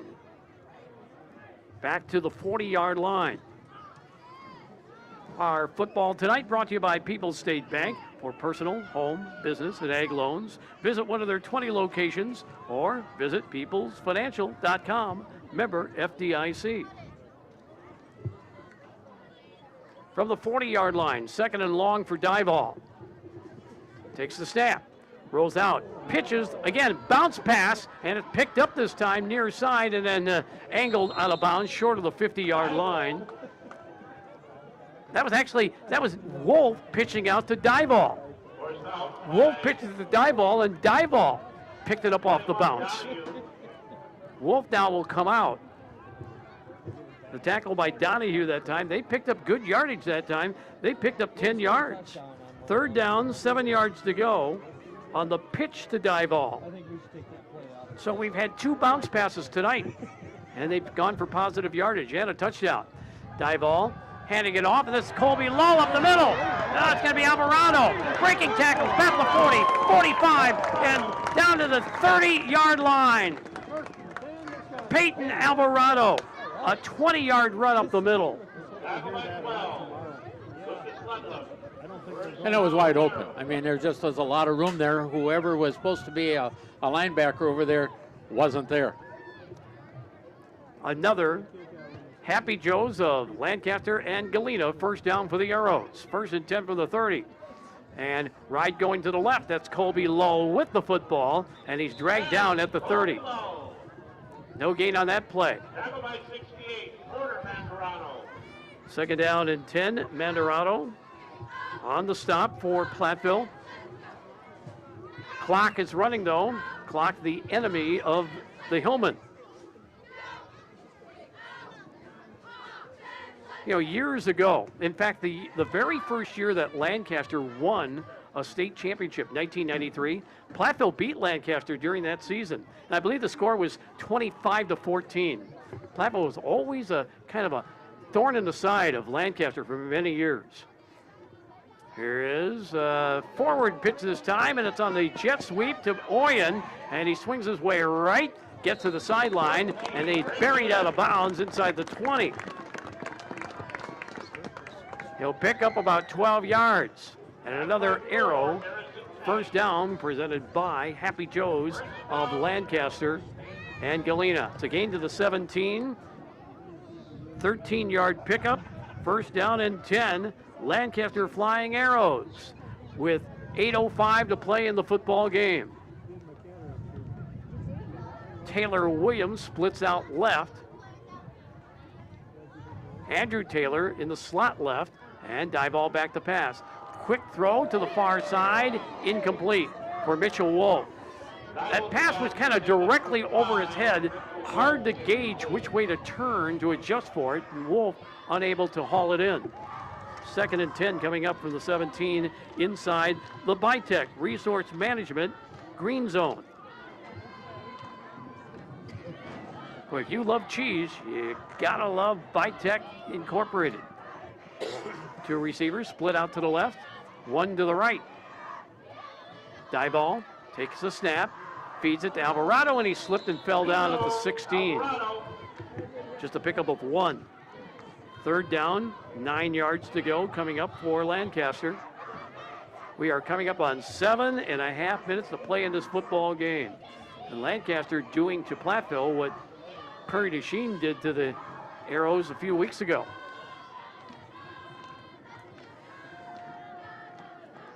Third down and 9 from the 16. Oyen and another receiver. Williams to the left. And Alvarado will take it. Alvarado swings left, tries to get outside the tackle, and he gets contacted and brought down at about the 14. It's a gain of 2 to bring up 4th down and 7. Correction. Caden Davis, 53 on the tackle. Gain to the 13-yard line. They will go for it. Arrows line up, wide side, near side. Oyen is in the slot here to the near side. Alvarado sets up right. Dival A throwback pass. Wolf's got it at the 5, slipped off of a tackle, and gets down inside the 5-yard line to about the 2. Again, the throwback pass. But this is coming back. This is coming back. Now I see the flag. I've been having all sorts of trouble seeing flags tonight. Well, you have to remember, I was a coach. I was always looking for flags because I coached young kids, and there were a lot of them. The game will come back. It'll be a legal procedure on Lancaster, and it comes with 6:23 remaining in the game. Okay, now they got a spot where the football was and mark off the penalty. It was at the 13. Well, and it came back to the 20. Well, I guess maybe the 19. 4th down, 12 yards to go at the 19-yard line for the Lancaster Flying Arrows as Dival gets back toward the huddle. Football with the Flying Arrows. And the Hillman brought to you by Claire Bank with 8 locations in Southwest Wisconsin, proudly supporting high school sports. Claire Bank, well, they say we can do that. Member FDIC and an equal housing lender. Wide side, near side on 4th down. Dival rolling out to his right. Now he'll turn up the gas, and then he gets brought down. And he's brought down at the line of scrimmage. That'll be a turnover on downs. Good job by the Platteville Hillman to smell that out. Well, Platteville's played a little better in the second half defensively, but they still haven't been able to find anything offensively except for maybe 3 plays. 1st and 10 from their own 19 for the Platteville Hillman. With 6:12 remaining in the football game, 28-7. Lancaster leads. There's a short pass, and the ball now on the ground. I got to believe that's an incomplete forward pass, isn't it? I think it would be because he did not have control of that ball at all.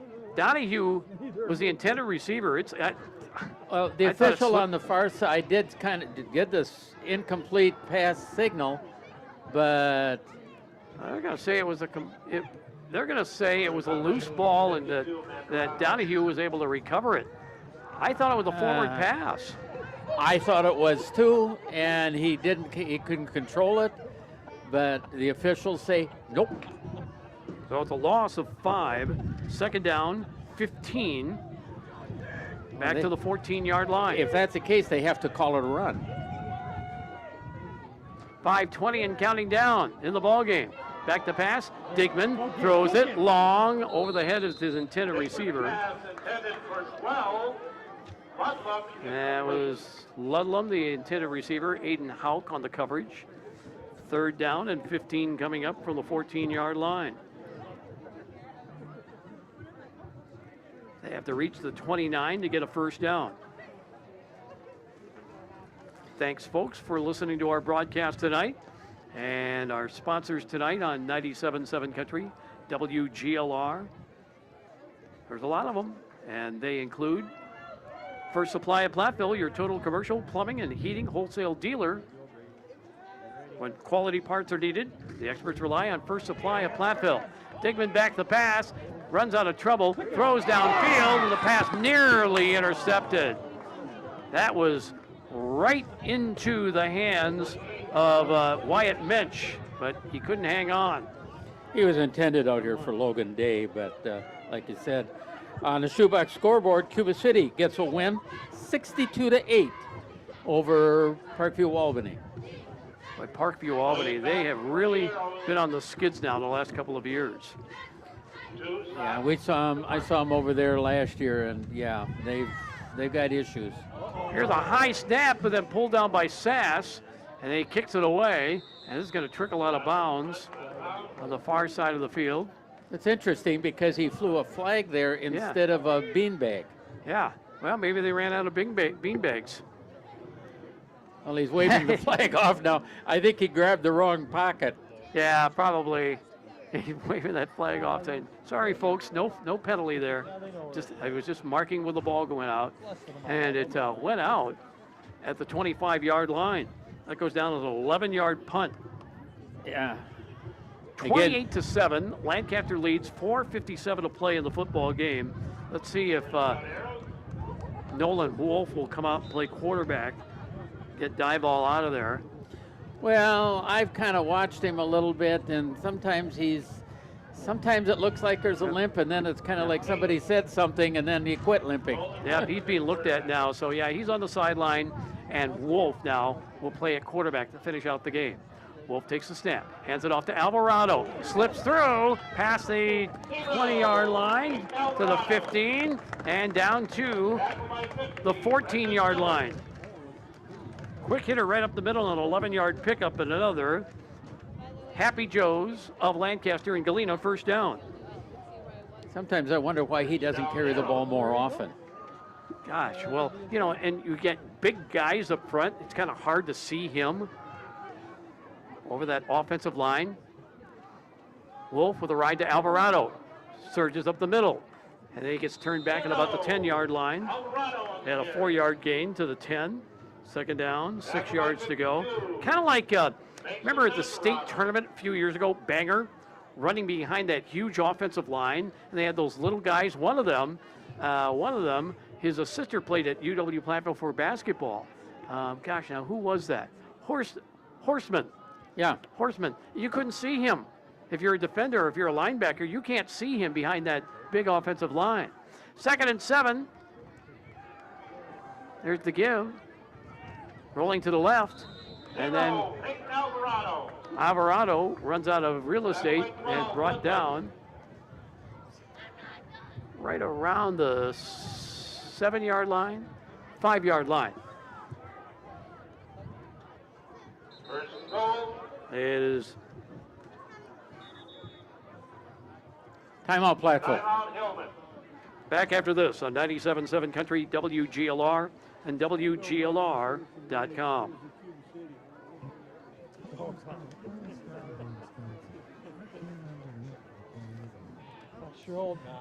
I can't say it on the air, but oh boy.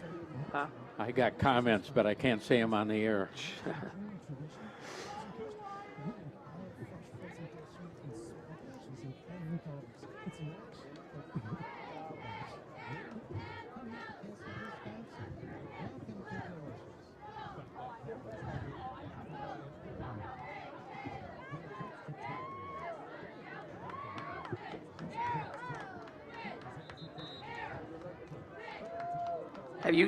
Wally, have you texted our score at all out to anybody? I did once. Okay. I haven't since halftime. I'll try to get it. I'll do it right now. Whoop.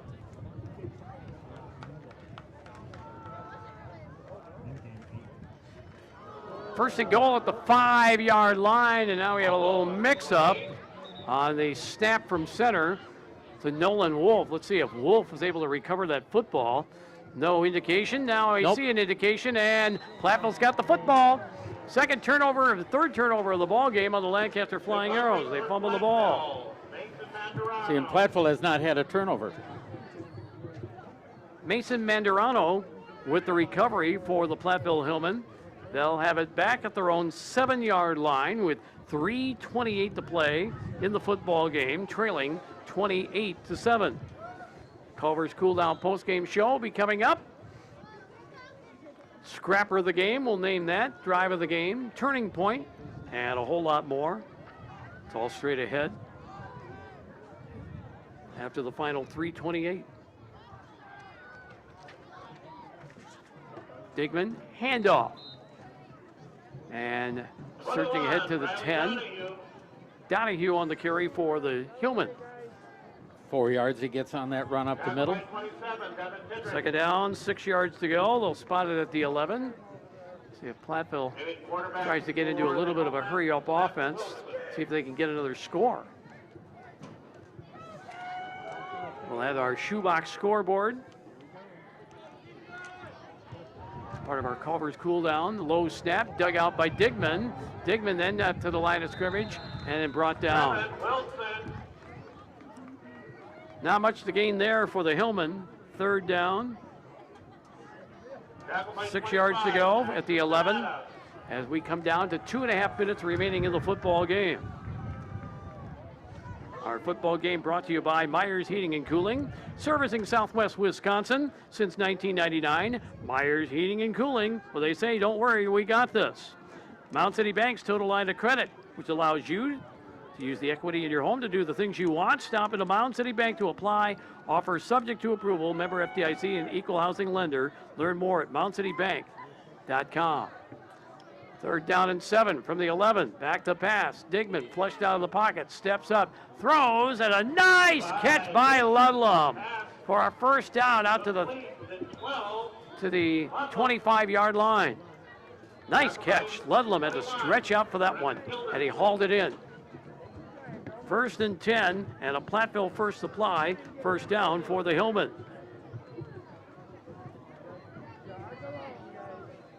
Under 2 minutes to play in the ball game.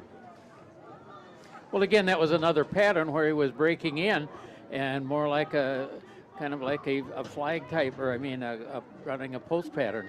1st and 10, low snap. Digman able to recover.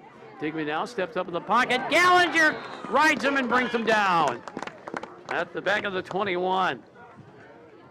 That's going to be second and long. Hodsie Service and Towing of Montford. Sponsored tonight, your trusted friend for service and towing. Hodsie Service and Towing, Montford, better equipped to better serve. Also, West End Salvage of Lancaster. See Junkyard Joe Krantz of the West End Salvage team for recycling. West End Salvage handles construction and demolition waste too. That's West End Salvage of Lancaster. 2nd and 14, Digman handing it off.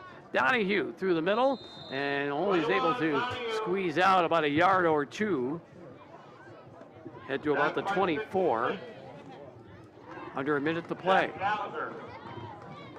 Also, Vondra Ag Service, LLC, sponsoring any field goals made in the game. See Brady Vondra, your local Beck's Hybrids dealer in Platteville, to help reach your field goals. We didn't have one tonight and didn't have one attempted tonight. First time in a month we've had that scenario. Final play of the game coming up now, unless it's a pass play that goes incomplete. Digman takes the snap, and he gets snowed under, and he gets sacked. Back inside the 15, and that should be the ball game. A whole bunch of Lancaster Flying Arrows smothered him. Ryan McCartney got to him, along with Paxton Hinkie. And there's your final. It is the Lancaster Flying Arrows 28 and the Platteville Hillmen 7. Stick around. We got the Culver's Cool Down postgame show next on 97.7 Country, WGLR, and WGLR.com.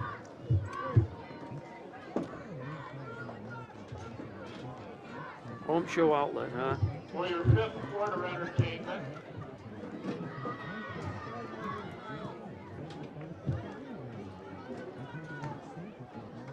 There you go. 9 and 10.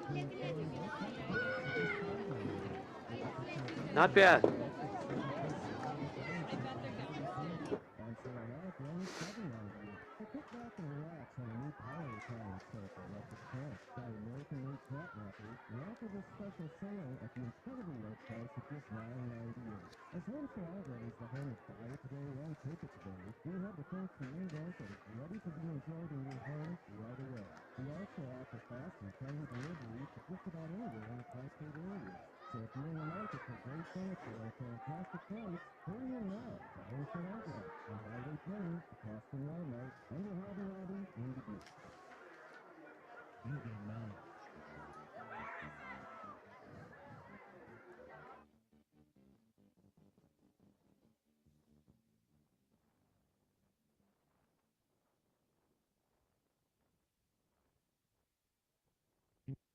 Queen Bee Radio is giving you the chance to win tickets to the Detroit and Green Bay football game January 8th. To win, sign up at the Ellenboro Saloon, I Don't Care Pub and Eatery in North Andover, Country Kitchen in Platteville, Ma's Bakery in Bloomington, and Krantz Auto Parts in Fennimore. We'll randomly draw qualifiers for our grand prize party at I Don't Care Pub and Eatery in North Andover, December 4th. It's the Queen Bee Radio Sports Getaway from the only stations in the Tri-States putting fans in the stands.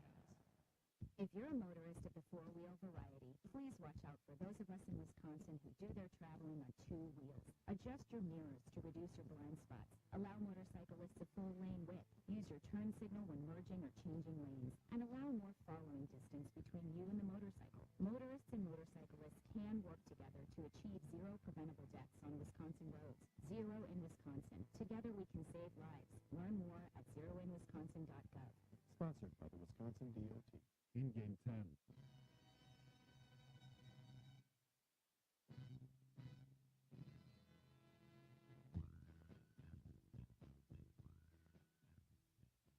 .97.7 Country, WGLR and WGLR.com. Mark Evenstad and Wally Troughton from the Wolf Construction broadcast booth, where our Grant Regional Health Center and People's State Bank coverage of high school sports is presented by Wolf Construction and Myers Heating and Cooling. Final, Lancaster 28, Platteville 7. Our Culver's Cool Down postgame show is straight ahead. We'll have the drive of the game, Tricor turning point, and scrapper of the game. Our game tonight brought to you by Anderson Weber Toyota in Dubuque, powering our audio stream, Anderson Weber Toyota, when you are ready. West End Salvage of Lancaster. See Junkyard Joe Krantz and the West End Salvage team for recycling. West End Salvage handles construction and demolition waste too. West End Salvage of Lancaster. Vondra Ag Service, sponsoring any field goals in the game. See Brady Vondra, your local Beck's Hybrids dealer in Platteville, to help reach your field goals. Claire Bank, with 8 locations in southwest Wisconsin, proudly supporting high school sports. Claire Bank, well, they say we can do that. Member FDIC and an equal housing lender. Grant Regional Health Centers, ortho team, Dr. Brad Binsfeld and Nate Stocco. PAC provide exceptional care for sports-related injuries. Grant Regional Health Center, experience the difference. The Peterson Agency in Argyle, where your independent insurance agent, Brian Peterson, specializes in home, farm, auto, and umbrella policies. Lancaster Dental Associates and Fenimore Smiles, a caring approach with 2 locations to better serve you. Lancaster Dental Associates. Happy Joe's of Lancaster and Galena. Lancaster Auto Body. They've been serving the Lancaster area since 1960. Also, Farmer's Family Dental. Dr. Wade Farmer offers facial aesthetic services as well as all of your dental needs. D&D Electric of Lancaster, specializing in industrial wiring, maintenance, install, and control. Flying Arrow proud, that's D&D Electric of Lancaster. And by Bryant's Auto Body and Paint Specialists of Lancaster. The pros at Bryant's get the job done right for the unexpected dings and major repair projects. Bryant's Auto Body and Paint of Lancaster. We've got the Culver's Cool Down postgame show next on 97.7 Country, WGLR, and WGLR.com. 4-minute break, good. Huh? Just the one regular one at the end. 4-minute break.